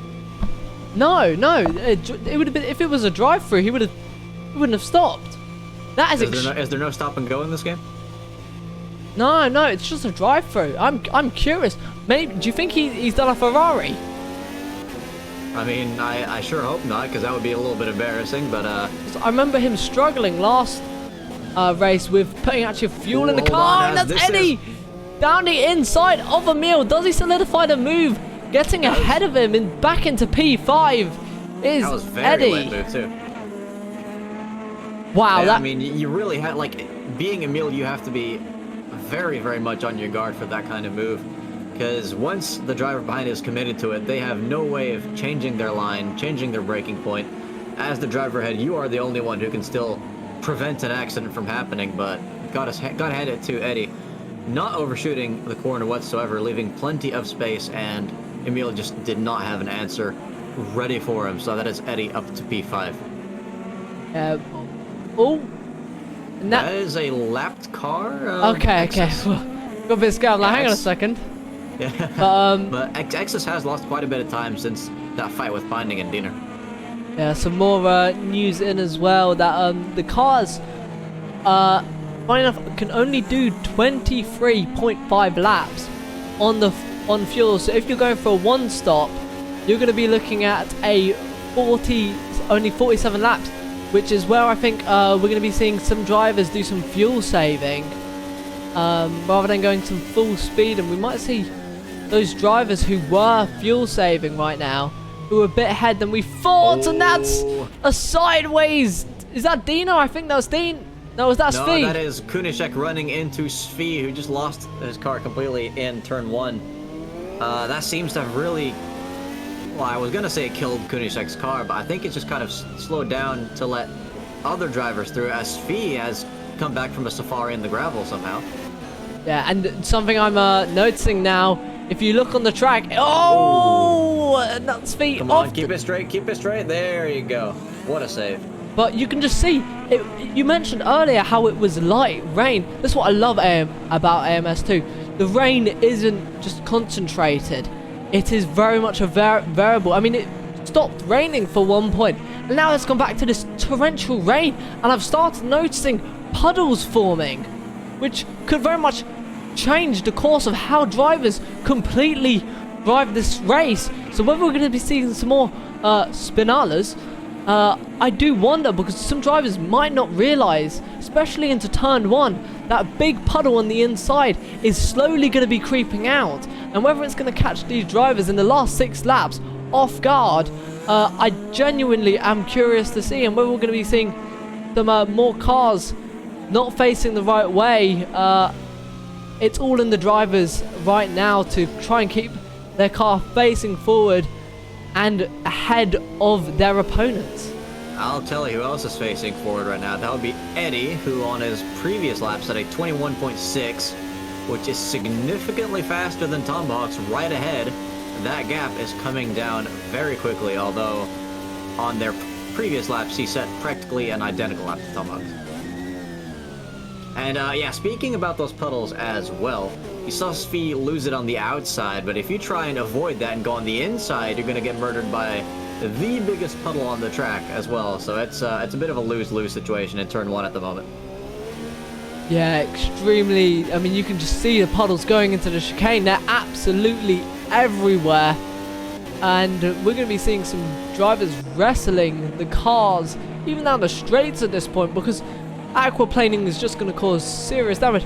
And look, if this is medium rain on AMS, I don't even want to think about full rain or the thunderstorms. They've got to be deadly. I don't think we'd see anything on stream. Oh god, yeah, would make for one of the, I wouldn't say interesting, but it would definitely be interesting to watch and commentate. You can only see the rear light of the car probably, and that's probably all the drivers are gonna see as well. I hope someone clips that and just leaves out the latter part of that sentence where he said, I can't really call it interesting, but I think it's interesting, and then just cut it right there. But yeah, it seems like, Eddie once again picking up the pace on this lap. Tom Bahawks is going to be holding on for dear life to that P4 for the remaining 3 or 4 laps. They're on lap 46 out of 49 now. Keza having led practically the entire thing. Still with a massive gap to P2. Gillish having a much more fun race, I imagine, than his teammate Eisenschenk down in P7. Eisenschenk, though, definitely getting some nice overtakes done in this race, but maybe a bit too far back to send any kind of move onto Emil, who is in P6, but several seconds ahead up the road. Yeah, most of the cars have kind of started to space out a bit. Yeah, but I say that, but Eddie really is now on the gearbox of Tom Bahawks. Yeah, that gap he seems has to gone be from shrinking to being non-existent. Yeah, from his last couple lap times, it looks like he's been gaining almost a second, about 8 attempts. Oh, keep it together, Eddie. Oh my god. How did he save that? Someone called Tokyo Drift and put this man in a drift car. I didn't know we were watching Formula D. As the absolute car control. I've got to say, that was amazing car control from this PV, especially on a control. I've got to give him full credit there. I mean, I'd say especially in an Indy car. I mean, since when can you lose the back end that heavily and still not lose any time to your opponent while you're in the middle of a race? It's, wow, both turn cars one's a great drifting. yard. That is, I think Tomahawks isn't going to be happy with that back marker ahead. I think following them into the spin. But that is Eddie up into P4. And he's going to be looking to try and hold onto it for these next 2 laps. I don't know. I think he made that mistake all on his own. I just think we've seen multiple people lose it in turn 1 now, and it's just, I think it's getting treacherous for everyone at this point. Yeah, someone's just said no safety car. Half these crashes would have ripped off a wheel. Yeah, some of them would, but it would have taken 3 cars to cause a safety car.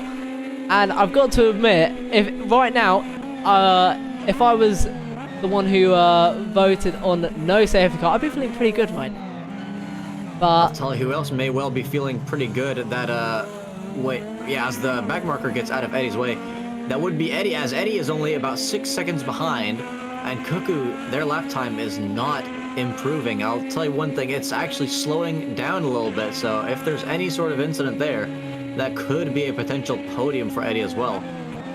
I mean, he's got 2 laps to gain about 5 seconds. I mean, it's possible if Cuckoo spins, but it's unlikely, especially with the fear of Tomahawks behind and Eddie's review. I think Eddie's be very much thinking about Tomahawks behind much, but if he can get that podium position, he is going to be absolutely out of this world, and he's going to be one of the happiest people. But I think Cuckoo is going to be looking to keep this P3 for the rest. Ooh, and Tom Box has made a mistake too, because he suddenly dropped a good 5 seconds off the back of Eddie. So it looks like Eddie might be now looking ahead finally enough, but it looks like Eddie's finally enough, only 5 seconds, not gaining as much. And Ultimate K's as well on the final lap now. So he's been leading this race pretty much all race, except for when I believe Tomahawks took the lead from him under the pit stops area. And it has been quite the simple race for Ultimate K's. He's been leading it pretty much the entire time from leading the pack from the formation lap to now. He's 18 seconds ahead of Gillis and still setting the quickest time out of the entire field. Absolutely amazing racecraft, and that is going to very much not only win him this race, but it's going to put him in the championship lead. As it seems like on the final lap, there is still a battle going on as Keza has now officially won the race. I think Cuckoo's P3 is going to be safe as well. This fight for P11, though, between Kunishek and Svi, it's going to be a lot more spicy than the last time we saw these two battle it out on track, as there's going to be no team orders on this occasion, or friendship orders, or whatever was going on back then. Oh. But no, Svi has binned it on his own. Luckily, not having anyone close enough behind to benefit off that, but it's going to be Svi not having that great of a race, having to settle with P12, still points, but P12 in that number 64, and Binding's bringing it home in P13. I think you would have expected a bit more from this race, but still, being one of the first 13 drivers to finish out of the 23 starting drivers is nothing to scoff at. Now we still got Exus, Diener. Actually, no. Definitely finished the race. Yeah, I believe we're still waiting for Exus to go ahead and cross the line. As he does to finish. And Michael, apparently. Oh, come on, Michael. I don't think he's going to make it. There's only 8 seconds left. Run! Run, Michael. Oh, it's going to be very 3, close. 2, 1. Is he? He's over the line. I'd count that as, even if that gives him a DNF, I would count that very much as him crossing the line. So it's going to be Ultimate K's absolutely dominant performance today, setting the fastest lap. The only driver not the only driver in the 118s, but very much the quickest lap on circuit with a 118.662. Gillis Homan with a great performance in P2. Cuckoo as well, as Findic describes, an absolute S-tier performance.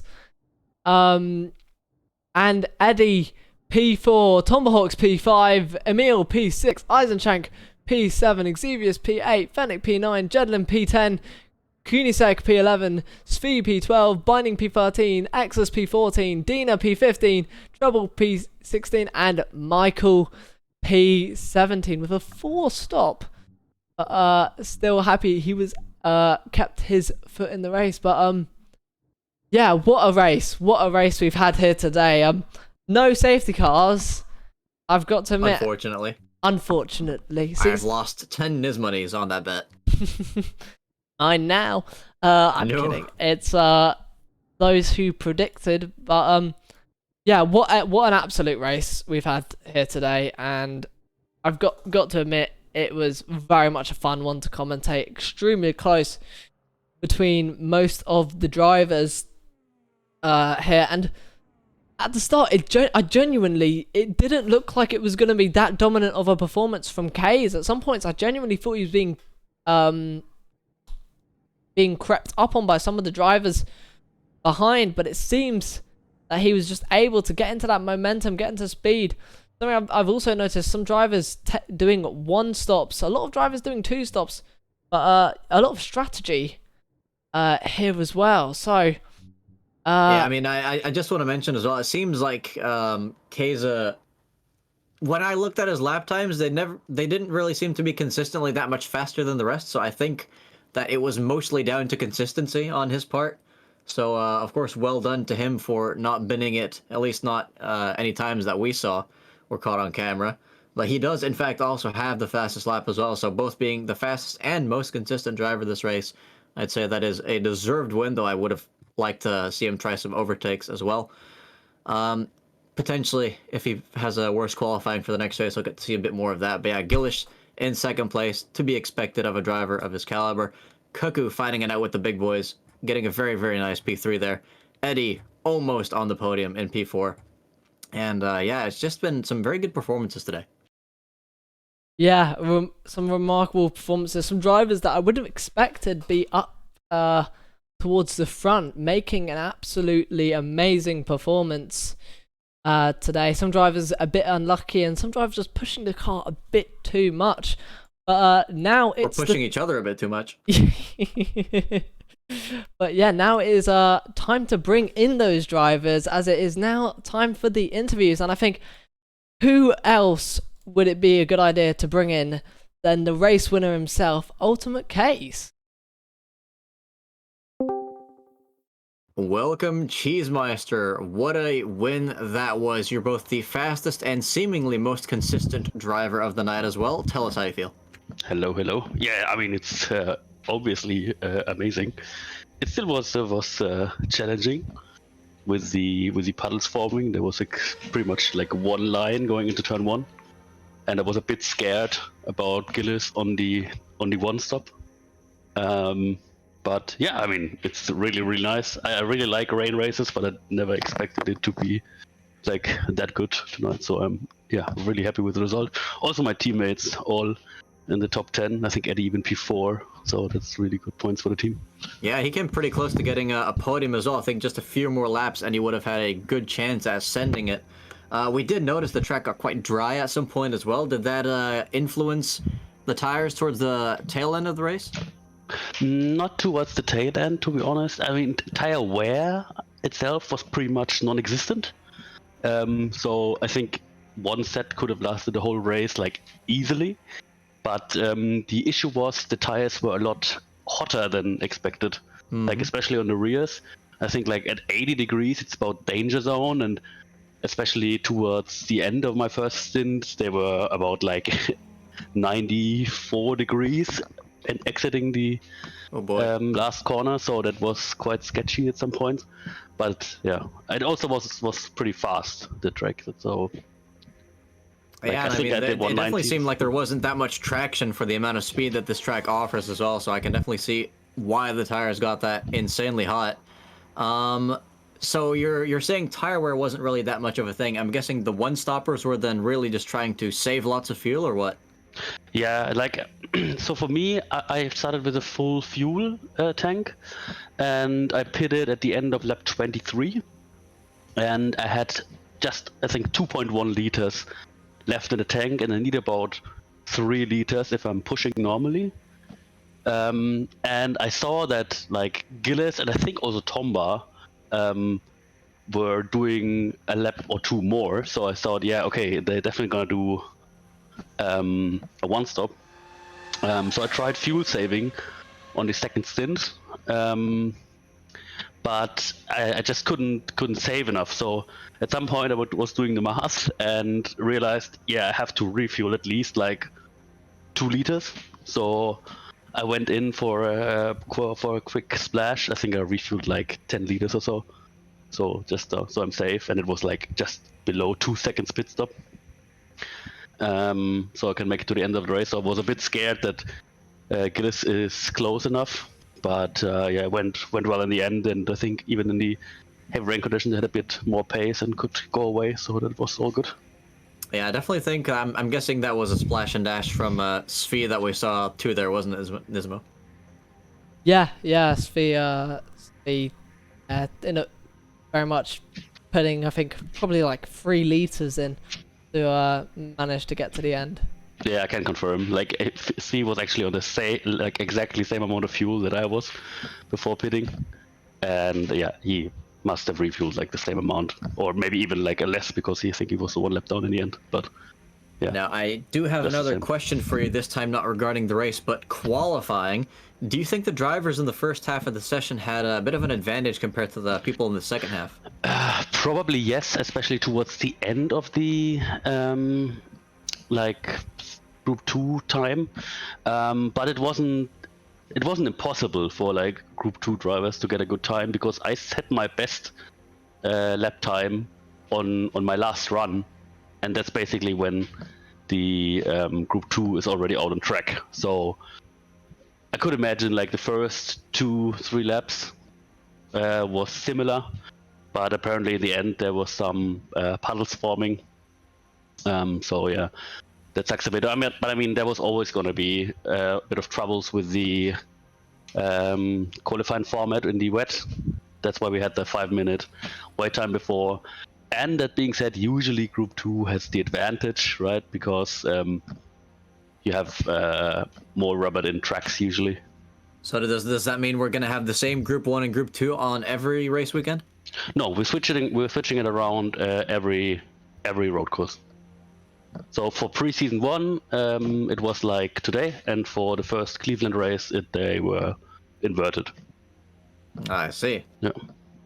So do you expect do you expect any pushback from the drivers that may have suffered from that, or do you think they're just gonna drop it in the end?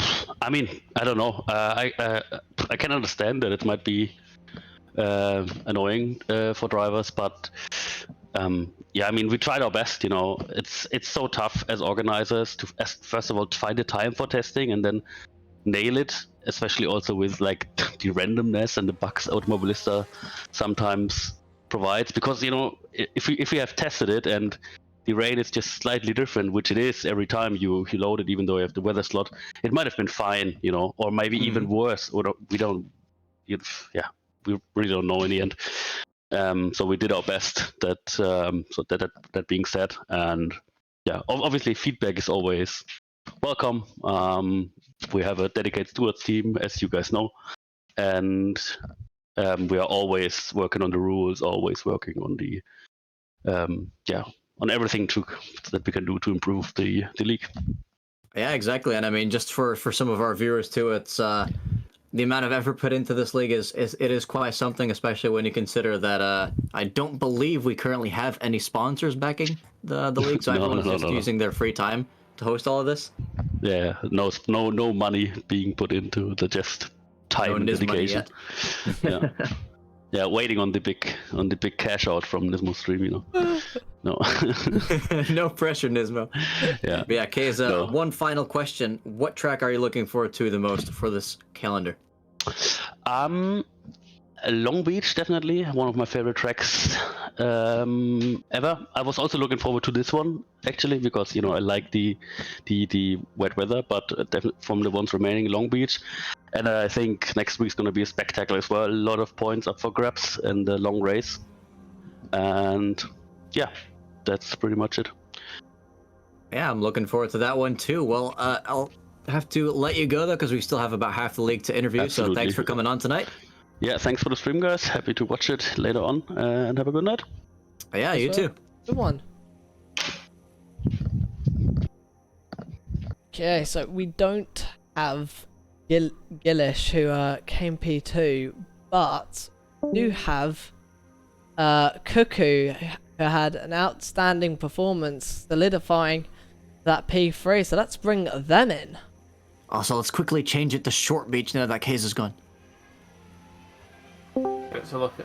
Oh, hello. Welcome there, Cuckoo. You've our been fresh abducted. Podium sitter. I've been abducted. Yes. Yes, you've received the classic Nismo treatment. How does it feel to get onto the podium on pure pace? My first scored MSR podium. Oh, this should have been Spa last season, but I'll take it. Oh, did you put a lot of prep into this race?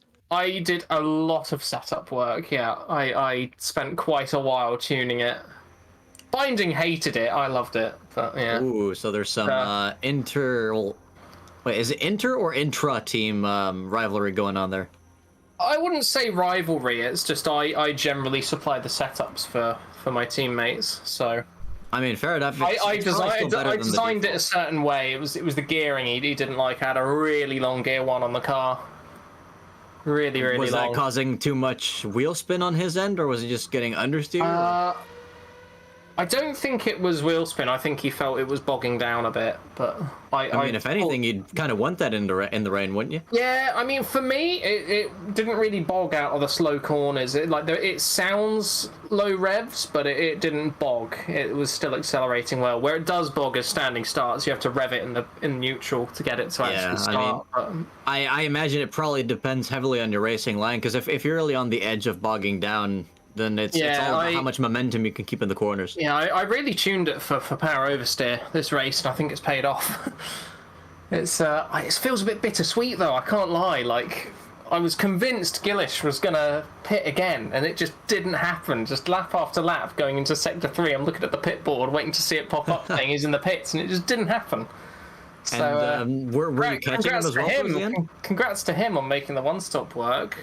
But yeah, I wasn't catching him, but I was within pit stop range. That if he pitted, I'd come out in front of him.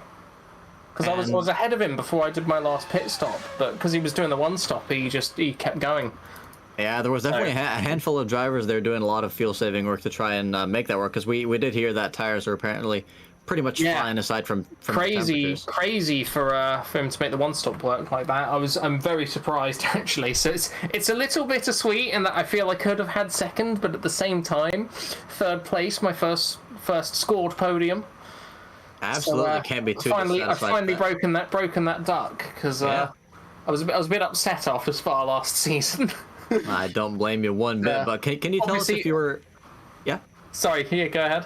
No, I was just going to ask if you were, especially towards the final few laps, if you were focusing more on Gillish ahead or on Eddie behind, because you were definitely getting caught there towards the end of that race. I wouldn't say I was so focused on either of them, to be honest. I was more just like, okay, let's just keep it consistent. I was just trying to keep it consistent to stay within pit stop range for Gillish in case Gillish needed to pit. And I sort of had like a somewhat understanding of how far away Eddie was. I knew I was about 6 seconds or something with about 5 laps to go or whatever. So I was thinking like, okay, well, let's just focus on bringing it home because I've got enough of a gap that I can kind of do that and make it up in the slower sections where the car will turn better. Because some of the places there at the end were lethal. Like that chicane, the first chicane was just brutal. So you definitely felt it was a little bit more difficult to drive once the track had gotten properly wet compared to when it was almost dry on those wets? It was definitely worse towards the end because, yeah, like I said, the puddles around that first chicane just, oh my god, it was so bad towards the end. I was literally like, I was taking that flat the whole race and I was having to lift properly at the end there just because it was unsettling the car every time I went through. I don't know if I could have changed my line and taken it differently flat, but I was just like, you know what, I'm not even going to risk experimenting with the line at this point. Let's just lift off and get through it. Oh no, absolutely. I mean, experimenting towards the end of the race is probably one of the worst decisions you could ever make. So yeah, so I just kept it clean, didn't worry too much about where either of them were, because I knew if I keep it together, I've got this covered. They're not going to catch me. So and you were right. I tried not to worry about it. Nismo, do you have any more questions for our fresh new MSR podium sitter? Yeah, next race is going to be the feature race, Indianapolis. Oh boy. And the last time I remembered, as much as this was of course your first scoring podium, last time I remembered in the preseason, didn't you win the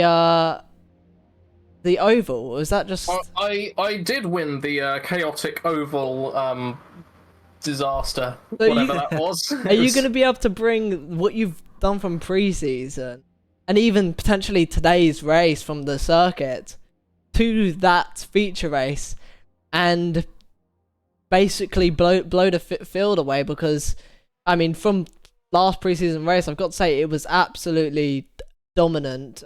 Well, I wouldn't say, but absolutely intense between you guys. I'm quietly hopeful I'll do well, but I'm not willing to put down any predictions because it's an oval. It's so hard to call it really.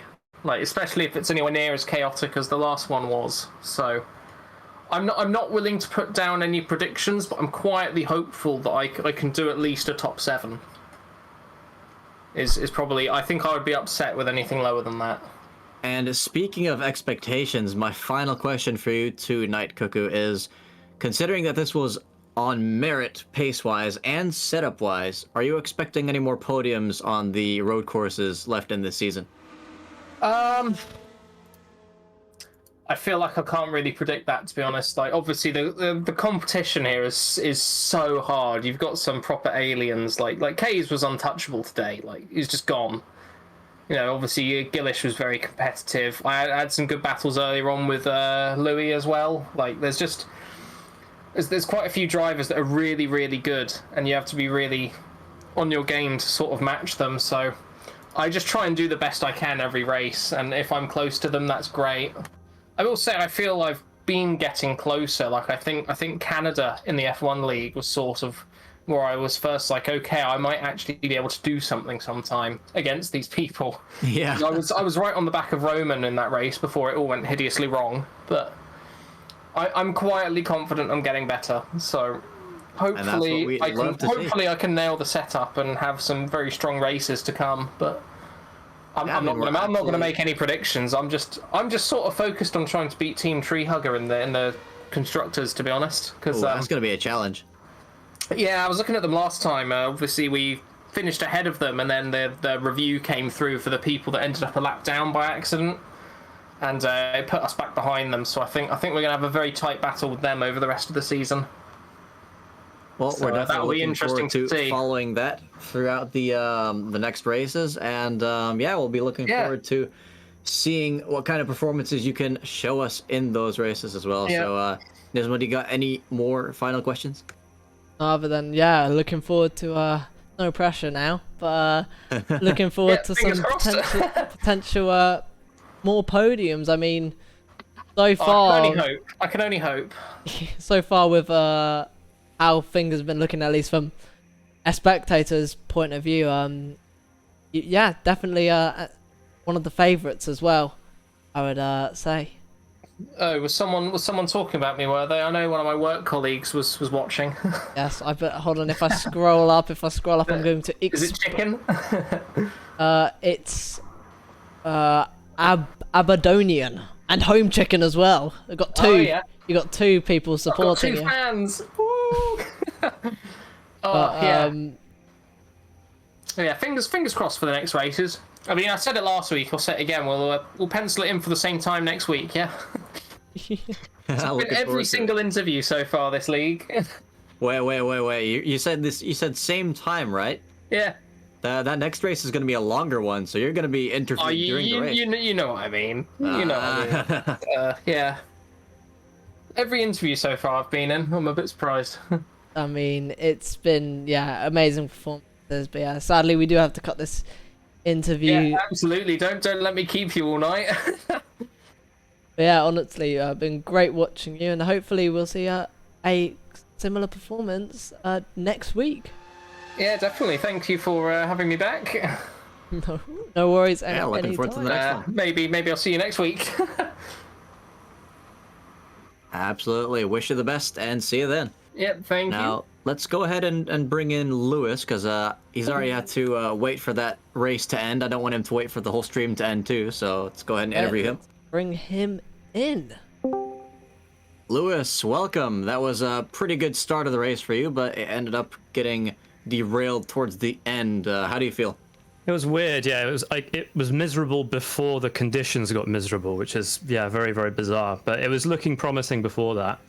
As I said in the chat, there were a couple of us that were one-stopping, so running the race on a normal fuel mixture, and trying to split the race straight down the middle. I boxed a lap earlier than I should have done, but I just took fueled intake tires just to try and save some time. And it was very bizarre. I think it was like lap 38, 39. Just coming out of the last corner. Nothing out of the ordinary, but I think the rear tires are just a little bit too hot. And then when you correct, it grips up and snaps the other way, and I was in the wall. I think you saw the latter half of the crash. So it was a shame. Yeah, we saw that wing being absolutely decapitated off the car. But we also noticed you starting to drop behind quite a few people a little bit before that. Do you think that was due to the tires you were struggling with, or was that just you saving fuel? It depends when, because the behavior of the car was really bizarre after the fifth lap or so. It was the rear wasn't gripping up in the second and third sectors very well at all. First sector was fine. So no, I don't think it was fuel related. The only thing I did do was that when Tomba in the opening stint got close behind me, I let him by just to make sure he could get close to the leaders, because I think had he not had any errors, he would have won the race looking at things. well, it would have been close anyway, and I would have been around where Gillis finished essentially because we were on the same strategy. So I guess considering it was a reserve allocation this race, it's not the worst thing in the world that I crashed out. It's a bit annoying for the team standings. That's the only issue, but yeah, it was looking good up until that point. But yeah, the pace that certainly that Kaiser had was I just don't understand how he was so quick. It was very impressive. Yeah, absolutely. I mean, we've definitely seen Kaiser on some races be up there with the likes of Roman and Gillish, and sometimes even better, and other times he's just kind of languishing down in P8, for instance. So it's a little, you never quite know where you're going to get it. Depends from track to track, but tonight was definitely an outstanding performance from him and from absolutely. and from quite a few people actually. I mean, we had Cuckoo with their very first P3 for points. So yeah, that was a pretty cool result. Are you going to be looking forward to any of the coming tracks? I mean, as a reserve driver, you might not have the chance for all of them, but yeah, and I'm not. I don't know. I'm doubtful. I think it just depends on what's happening personally. But yeah, we'll see. I'll keep an eye on things, and I certainly won't be looking forward to the Indy Speedway race if that happens. If I'm involved in that, I should say, because ovals I just absolutely hate. even on this game. Even on this game, yeah. Well, I think it's just certainly with well, I suppose the stability wasn't so bad in that race. Like there was no sinking issues or anything, so that was encouraging. But certainly netcode can be problematic, and it's more problematic on oval racing than anywhere else, just because the proximity of the cars is so close the whole way through the race. So oh yeah, we saw that in the preseason too. It was absolute chaos. Yeah, so I'm not necessarily going to participate in that, but I will see. We'll see. Well, having said that, can you tell us if there were any moments of this event that you enjoyed? Was it more qualifying that you really found your element in, or was it the early on part in the race? Well, I mean, I was the pace I was doing wasn't electric in the race, but I was kind of happy with how things were panning out because it would have. Yeah, it looked like a P3 or a P4 was guaranteed. Obviously, spins depending, which of course happened. Qualifying, I guess I was surprised to be P2. I thought I would be a bit further back, like maybe P3 or P4. Although I think in the future the kind of usage of weather conditions like storms should be, if there's a split qualifying involved, it shouldn't really happen because it was clear that there was like a 1.5 second difference between Group 1 and Group 2, and I wasn't a fan of that. But obviously, I benefited from being in Group 1, so it is what it is. Yeah, it was okay. The fact that it was an unforced error, but no clear reason why. That's the kind of thing that was a bit of a shame. And then because I'd crashed in the last corner, it was really dangerous getting the car back around the entire lap. And then when I did get to the pit, that crashing before turn 1 even. Yeah, I nearly took out Tomber in the process. It was really bad. And then when I got to the pit lane, my steering wheel is the selector switch for the D-pad thing is so bad. I was basically wrecking every single strategy I had. It was putting in lots of erroneous movements. So I couldn't get a strategy where I could change tires and the damage that I wanted.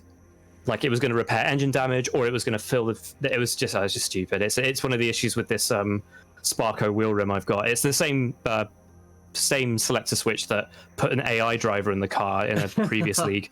Yeah, so it's so bad. Anyway, I think it's annoying that I didn't get it to the finish because there would have been some decent points. But I think driving wise, it was okay. I wasn't being particularly combative or anything, so I was just trying to race to my own pace. And yeah, had everything gone fine, it would have been P3 or P4. I think looking at how things panned out, but coulda, woulda, shoulda, right?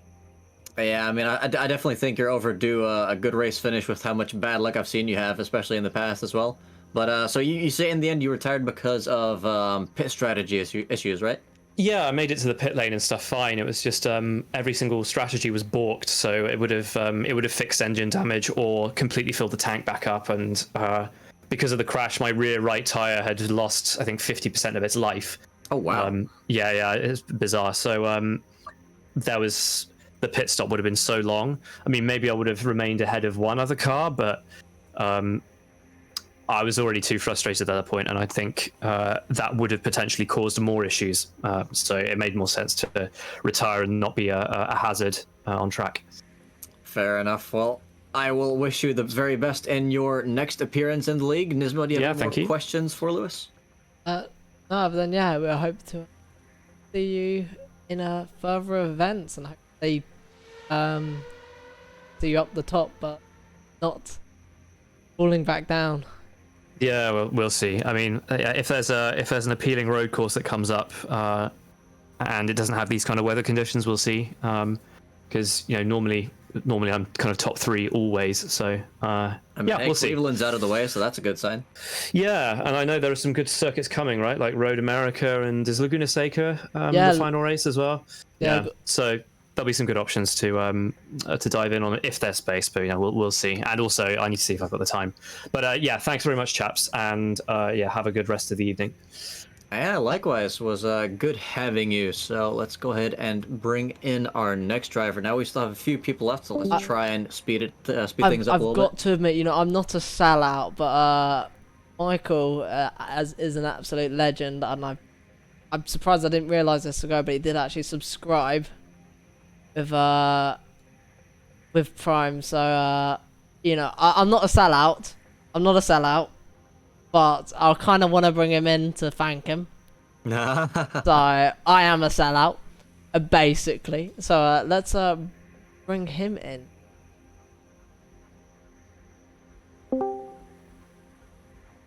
Hello, guys. Hello. Hey there, Michael. Thank you for having me. Yes. No worries. No worries. How did your race go? Oh, very, very bad. I was, I think, over 8 minutes at the end behind the leader. No, Do you think you're struggling more with the car itself or the weather conditions? definitely the weather and the track. The car is, I like the car very much, but the weather and the track is not.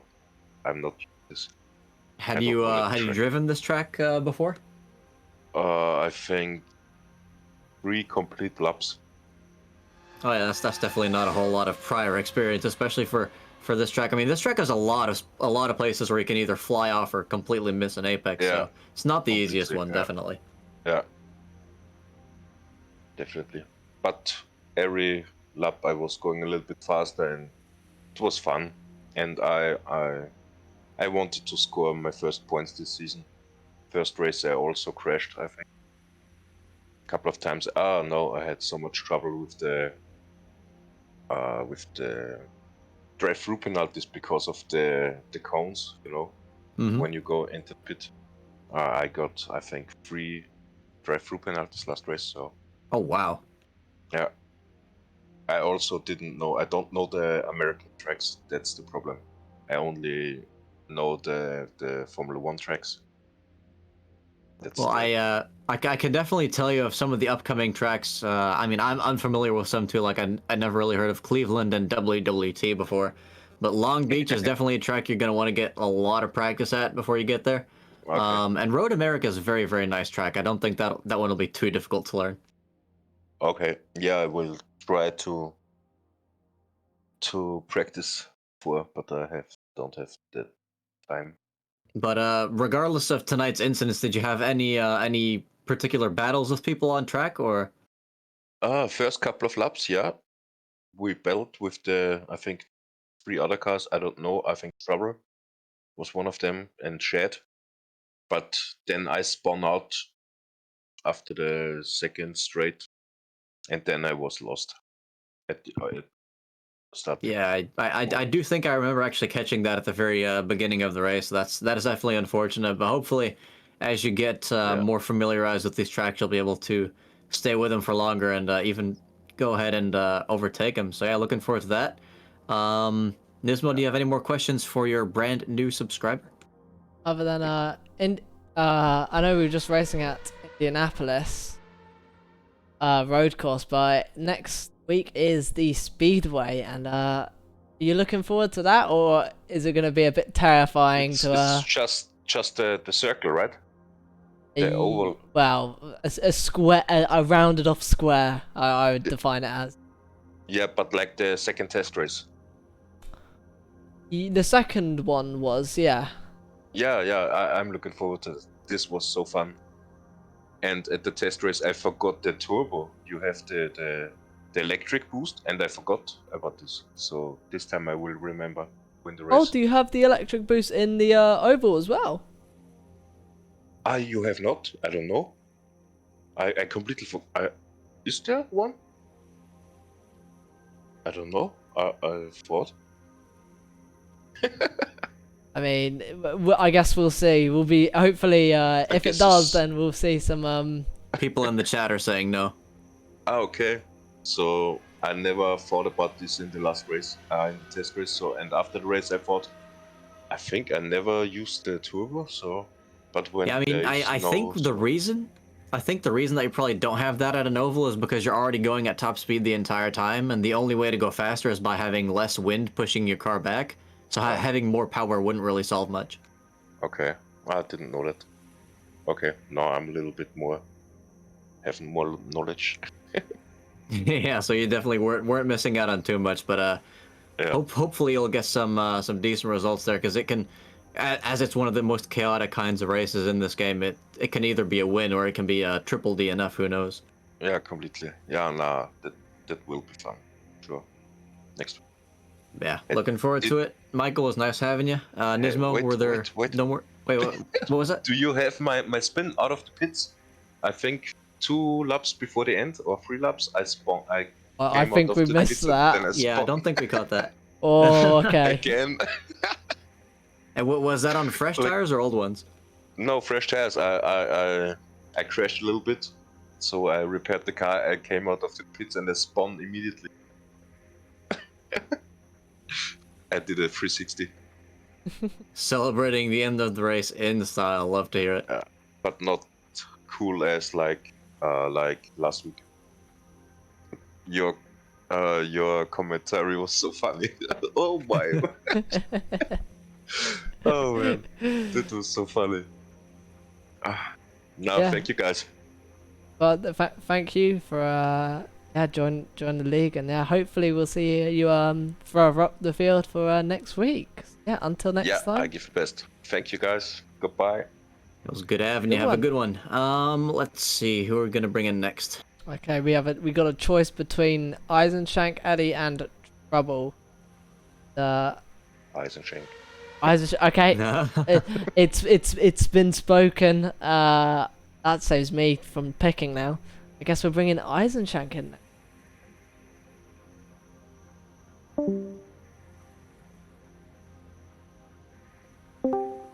Eisenschenk, you are in fact the chosen one. Welcome. I just realized you chose me over Eddie. Why?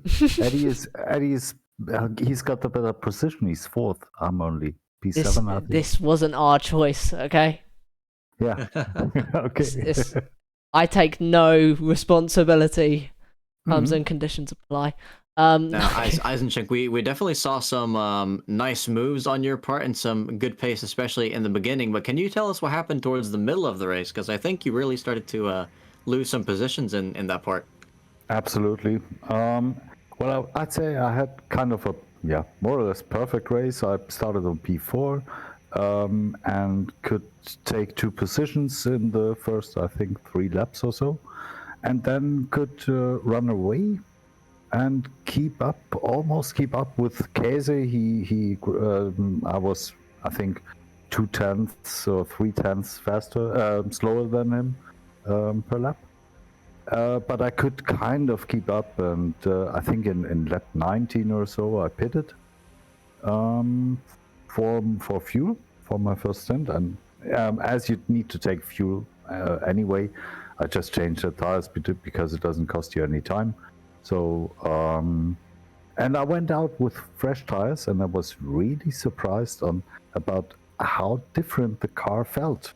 The balance was just completely different when you have tires that are all 60 degrees, I think, or something, but they all have the same temperature. And I was struggling with tire temperatures before quite a lot, especially the rears. They would climb up to 88, 90. and but I could manage that somehow. That was a very good stint. But when the car's balance was completely different after the pit stop, I was in trouble a bit. Yeah, and I tended to make mistakes and yeah, lost the focus a bit. And yeah, at some point I lost position after position, and I think I was in P8 then and got back to P7 in the end, catching Emil a bit, who was in a one-stopper. But yeah, in the final lap I even saw him, and then I pushed, but a little bit too much again. So do you think this will end up with you maybe practicing pit stops during the hour of practice before the race to see what the fresh tires might do to the car? Yeah, this takes a lot of time, but yes, I think it's a logic thing to do. But no, I'm just gonna try to focus a bit more on what the car does when I exit the pits. When the just listen to the car, see what the balance is like, and be a bit more careful after the pit stop. And I have another question for you as well. You are teammates with, if I'm not mistaken, with Gillish, right? Yeah, so you're asking why I took him out? Very subtly, potentially. Okay. Well, it was on purpose, of course. I wanted to have his position. No. I apologized already. I'm super sorry for that. I just didn't expect him to be on the other side of my car at that point. And I know I have radar and everything, but I was somewhat kind of stressed with the situation. And I wanted to do exactly the opposite, which is giving him room. But he was on the other side of the car, so... I mean, it definitely seemed like you just kind of lost the back end and had to correct that oversteer.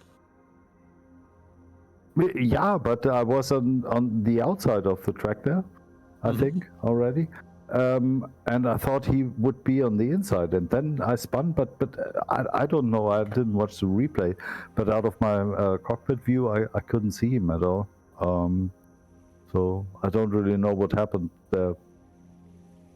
Also, Yeah, I tend to forget things that I don't want to remember. Fair enough.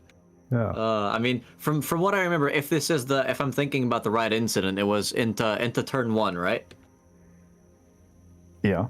Yeah. So I believe you had just overtaken him around the outside, and he hadn't quite given up the position yet, so he was still very close to your car.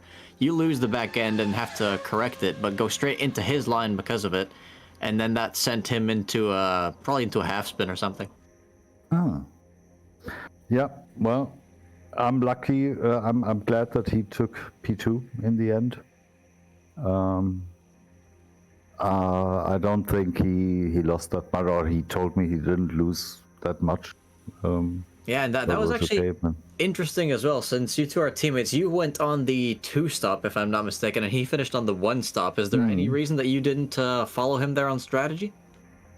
Yeah, we didn't. We practiced independently, so I didn't have any conversation with him during the practice Okay. sessions that I had, because I'm probably practicing it at another time of the day or so. I don't know.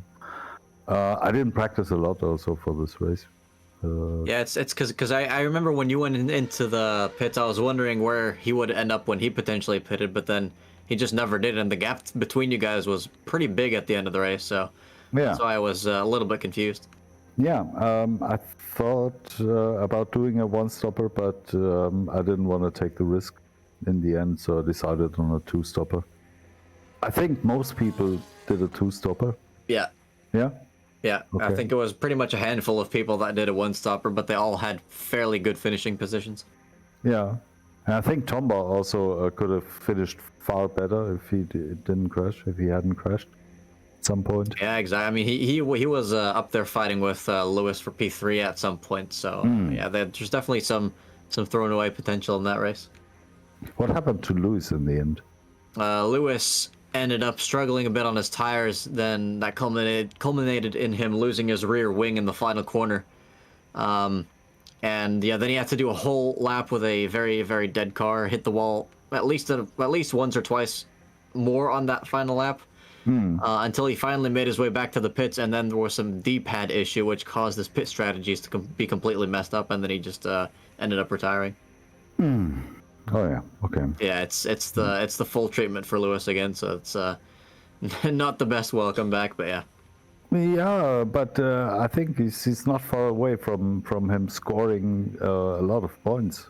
Yeah, I mean, he himself said that he expects to be top 3 pretty much everywhere, so he knows he's got the pace, he's just got to work on that consistency. Absolutely. Yeah.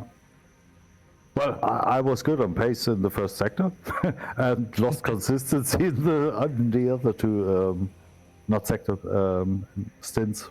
My first stint, I was absolutely on pace. I saw Tomba coming from behind a bit, but also only maybe a 10th, maybe not. I had a good race, but I need to work on the consistency as well. Well, I think that at least shouldn't be an issue for the next race, which is at an oval, of course. Oh yeah, a left-hander, and then a left-hander. I'm looking potentially a forward right-hander so if much. you have to dodge a wreck. Yeah, yeah. No, yeah. I mean, the last oval we did in the preseason, it went well, but yeah, we're gonna see. I think well is a relative term considering about half the grid died in that race, but yeah, it was an interesting experience for sure. I actually ended up P11, I think, but only because I had the 10 seconds penalty. Other than that, I would have been in a photo finish with 2 others. And what position would that have been for? I have no idea, and didn't rewatch it. Okay. Because it showed me P11 right away, and I don't know if it would have been P1, 2, or 3.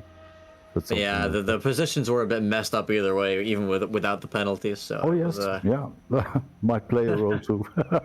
Let's hope we don't get that again next week. Oh, absolutely, I hate this, but and Reeza really need to work on that.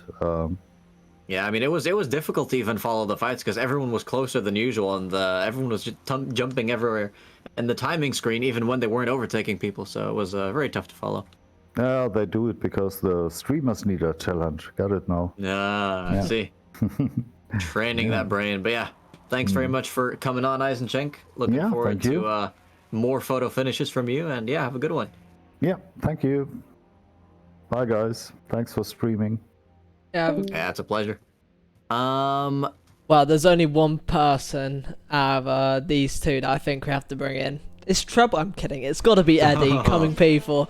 It'd be a violation not to bring Eddie in to make trouble wait. A violation of many a Geneva convention, so let's bring him in right away. Eddie, welcome. You almost got that podium there. I think it just maybe 2 or 3 more laps, and you would have nailed it. How does it feel to have that finished in P4? Feels good because I start in P11, so... Hey, redemption. I mean, that's a lot of positions gained. A bit of over recovery. And was it like? Do you have any idea why you ended up in P11 in qualifying, considering that race pace? Yeah, I had a lot of traffic. In qualifying. Every time I was doing a lap, I ended up getting someone who spun or someone going slower front. Yeah, that's pretty unfortunate. And the I'm last guessing the last lap. Yeah. The last lap I was doing was a lot ahead of my lap, but I fucked it up. So I ended up P11. Well, you definitely made up for that more than enough in the race. Who'd you say your most memorable battle was with?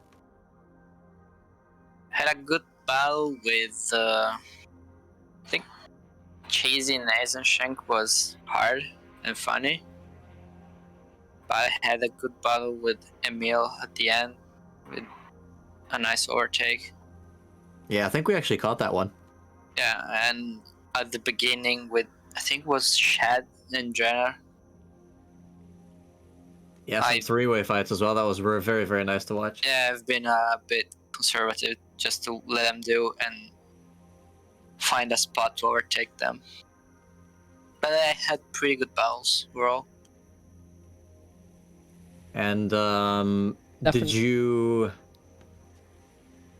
Well, hold on, Nismo, you take the next question while I Yeah. think of this one. Yeah, we definitely caught some of the good battles there, and definitely saw, I think, if I'm not mistaken, some sideways action too, especially coming out of that last corner, which I'm guessing I was watching a lot of drivers closely. How difficult was that to really know where the grip level was on that final corner? Because I saw drivers sometimes facing almost 90 degrees. I mean, I've got a picture from Fennec sent me his car basically almost facing 90 degrees and saying that he saved it, which was just, you know, Fennec Show us that picture, you coward.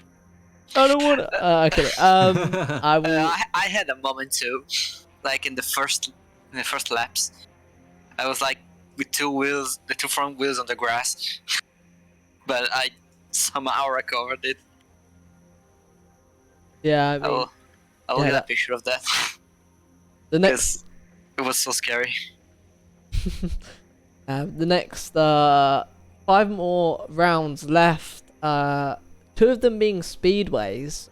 Which of all of the races are you most looking forward to? Well, I'm looking forward for the next one with the speedway because I did pretty good in the one we did in the preseason, so can't wait the speedway. But I think Long Beach and Laguna Seca are the one I'm waiting more. Oh yeah, I forgot about Long Beach. Yeah, that's gonna Laguna Seca is one of my favorite tracks. Oh. And Long Beach would be interesting. Well, hopefully. I mean, it seems like you're looking forward to most of the rest of the. Well, Yeah. you didn't say Road America, but it looks like you're looking forward to most of the rest of the season then. Yeah, 'cause How dare you not look forward to Road America? Because I don't remember the layout right now. Yeah. With these good performances, I believe you got a good performance if I check last round quickly. I'm pretty sure you got. Yeah, you came. Yeah, I got. Looks the like same you. exact position. Yeah, you are the currently as it stands. You are the P4 master. I'm gonna steal. I mean, you might want a to. consistent title from Fennec. Yeah, just just outside of the podium, but still very valuable points. And Yeah, well, because we are P1 and P2 in the championship, me and Case. So we're doing good in the team championship too. yeah, your team as it stands, 41 points ahead of Team Treehugger. 41. That is just That's more points than Cookie Factory Sim Racing and Double Slow and some amount of trouble combined. Yeah, and currently, as much as you've got those 2 fourth place positions, you are currently second in the championship. Yeah. Behind your teammate Ultimate Case, but only 13 points behind. So maybe this consistency could potentially lead you to as much as you might not get the podium, you might get the championship win if you're just that consistent. Yeah, hasn't there been an F1 champion before who won only one race in a season? I think there was. I don't remember who. I think it might have been Rosberg, but I'm not sure. Like, No. okay, the old one. Oh, maybe. Don't remember. Yeah, so yeah, a great performance tonight, and well, yeah, Indy Speedway next week, where we hope to see you. I mean, you sound pretty confident, but yeah, we hope to see you either 4th place or higher. I hope so. With the speedway we did, in the preseason, I have pretty good confidence. Yeah, if I don't get involved in a crash that send me to space, but yeah, pretty much, because we did see That's some it. people go way higher than any of those cars should be capable of. So had good pace, but even with the best pace, if you get absolutely nuked into oblivion, it'll all be for naught. So yeah, wishing you the best of Yeah. luck for that, and see you next time. see you guys. Thank you. Thanks for coming. All right, let's bring in Trouble. He's been an absolute saint for having to wait for this long. He's been waiting for over 40 minutes. That is insane. He's been. I'm scared to bring him now. I'm scared what he's gonna say. But let's bring him into the channel. Trouble, welcome, and I would like to present to you with the National Patience Award, but you're just gonna have to wait for that a little bit longer. Tell us about your race. Hi. The race. Simultaneously eventful and uneventful is the way I'd describe it. Because at the start, well, I know a lot of people don't have spray on, but I did, and a couple of times where I couldn't see anything and just missed corners. Lovely. Yep. But you know, once people spread out, it was a lot more manageable. He was having, you know, a few fun races with like battles with Shad and a little bit with Ellie and a few other people. And yeah, it was going okay. Made a mistake or two, so fell back a little bit. Although not massively far, I was still only like 6 seconds behind Shad. Then basically managed to figure out some of the issues I was having on like corner exits, and at roughly the same time realized that with a little bit of fuel saving I could do a one stop. Veilside came out and slightly hindered me and then seemed to retire. I don't know what happened, and he's my teammate, so it worries. And then pit stops happened. So other people had pitted earlier for 2 stops, so I'd got up to like 11th or 12th. Then I went into the pits. It didn't refuel. Not again. I was on like 2.3 liters or something like low 2 liters. And you managed to do a whole lap on 2 liters? Yeah. A lap is usually about 3 liters. Whoa. I was in like between 3rd and 5th gear, crawling around at like 60 miles an hour and using the boost to try and help me along. And every so often, a few of the corners I cut slightly, but as much to avoid people because I was crawling at a snail's pace. And yeah, I ended up making it with like half a litre left. So I managed to use half the fuel in a lap, as you usually do. That is pretty insane. Yeah, But yeah, that because is of that, I fuel ended up saving. falling behind everyone except for Mike. So, I was miles off. Now, I remember towards the end of the race when we caught you on camera, you were completely up sideways. Can you tell us how you got into that position? Was that at the last corner? It was after the end of the race. Oh, after the end of the race. Wait, so are you saying you were sideways before the end of the race too? No. Oh, okay. I thought you meant while Kaiser was lapping me, where I did a massive drift at the last corner. Ooh, But sounds no, risky. after the race, I decided to go for the biggest torpedo on, I think it was Fennec I hit. And then instead of just like clattering into him, I clipped his wheel, started flying, and then hit one of the barriers and went sideways. Oh. So yeah, that was funny. How many impact. G-forces do you think you experienced? Oh, I reckon it was probably like 150. That's some over G right there. Yeah, exactly. It's like, good thing characters are indestructible, because they would be a pancake. That's a really good way to go to sleep. Just high downforce. Just permanent sleep. Cause yourself to black out with. Yeah, exactly.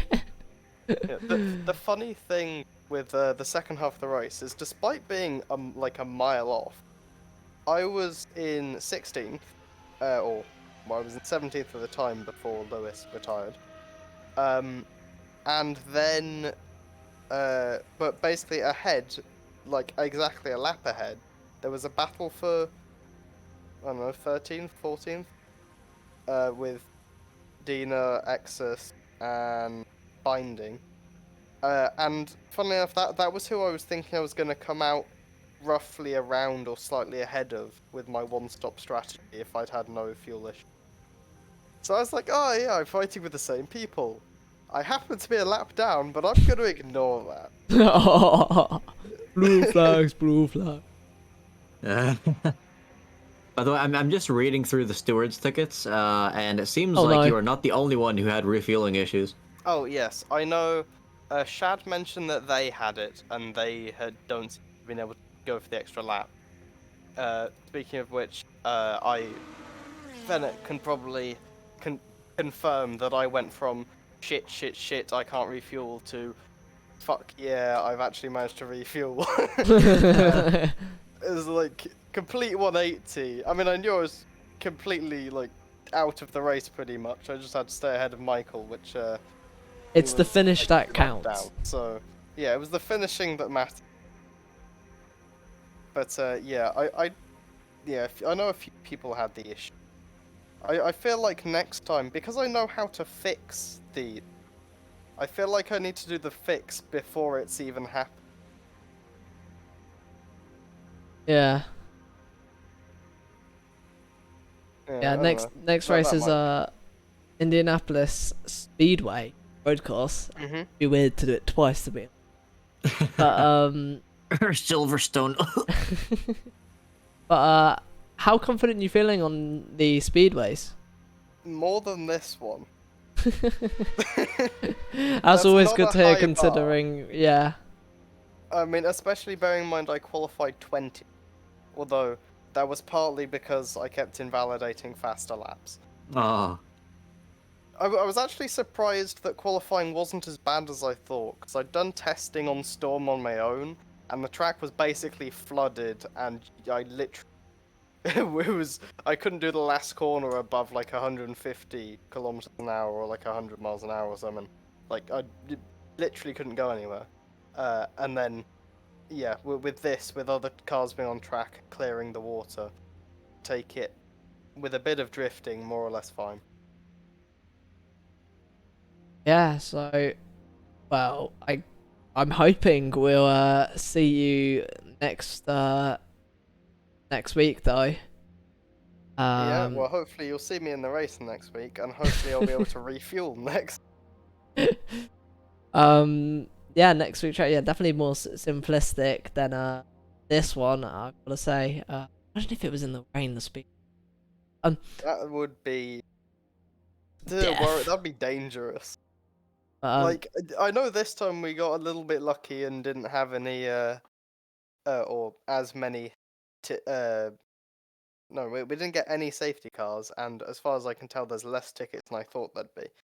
I mean, you've jinxed. I don't see how you've many there jinxed are, it. but- You've jinxed it. If If there's you do a decent job. if I check that now that there's about 5, I know who I'm blaming straight away. Yeah. But yeah, basically, the funny thing with wet races is most of the time it's like either it's really bad or people spread out and there's no issue. But if you were to have wet races on an oval, I feel like that's guaranteed to be really bad. Oh yeah. Like, I mean, there's a reason they don't do it in real life. Daytona, it's like, bruh. But yeah, yeah, yeah, until then, hope to see you next week for that race. Well, hopefully you'll be a bit further up the field. Yeah. I thought you were gonna say a bit further back. But yeah. Well, Nismo, before I go, I leave you with a parting gift. Oh no. What horror? It's a Oh. hope. It's not Torrid, it's a Hydrate. I'm getting used to these now. Hold on. Oh, I- you won't be haven't seeing that when I redeemed spend one all yet my tokens. today, so... Although I did get the screenshot, so I can send that to you if you want. Oh, I've already received multiple from Fennec. Yeah, Right. but yeah, now I've got 3 screenshots of you with your thing on. We've got low-res Teo, normal Teo, and now close-up drinking Teo. Yes, it's you know the close-up one's a lot rarer. It's like a gold. It's like a silver Pokemon card. You know, shiny. They're like NFTs. So shiny. Shiny. You know, you gotta collect them. Gotta catch 'em all. Yeah. Hope to see you next week. I feel like catching them all is just going back through the stream and taking screenshots whenever there is No, one. that's cheating. That's Yeah, cheating. that's the problem with NFTs too. But yeah. Yeah. See you next week for See you next. that race. Have a good one. Yeah. Yeah, well, thanks for streaming. Oh, actually, I do have a question. With Michael, you talk about something to do with power and wind, and I don't know, I can't remember that well. But I just remember, like, listening to stream and being insane, like, really Well, I mean, haven't you had that before where you try and press like a boost button when you're already going at top speed and the car can't physically like I'm not sure if it's like rev any higher or whatever, but I've had so many times in games where I try and hit the boost and I'm already going at the top speed of the car and hitting the boost doesn't make any difference anymore. Oh, yeah, I have had that. Yeah, that's Although essentially your what I meant. reasoning So. didn't make sense to me, but I guess that doesn't matter when we know that it happened in the game. Yeah. Yeah. If you ever find out why that is, by the way, like why that doesn't help at full speed, definitely let me know because I'd be pretty curious. I mean, I can have a guess, which is that you're already hitting red line. So if you're trying to then go fast, that it basically is sort of trying to make, like, decrease the power from the engine, not letting it go anymore. So it's using more electric stuff and less engine. Yeah, makes sense. That's my guess. At least, like, IRL, that makes sense. Whether this game actually, like, uses that as reasoning, I have no idea. Gotta find out some AMS2 lore out there. I'm gonna have to end the stream now. So yeah, great talking with you, and well, I Yeah, think thanks a lot for of having people me. are joining a VC, so I might end up seeing you in there. But yeah, I will hopefully see you next week. Yep. See you for next race. I need more drop race. So next week can't be one of them anyway.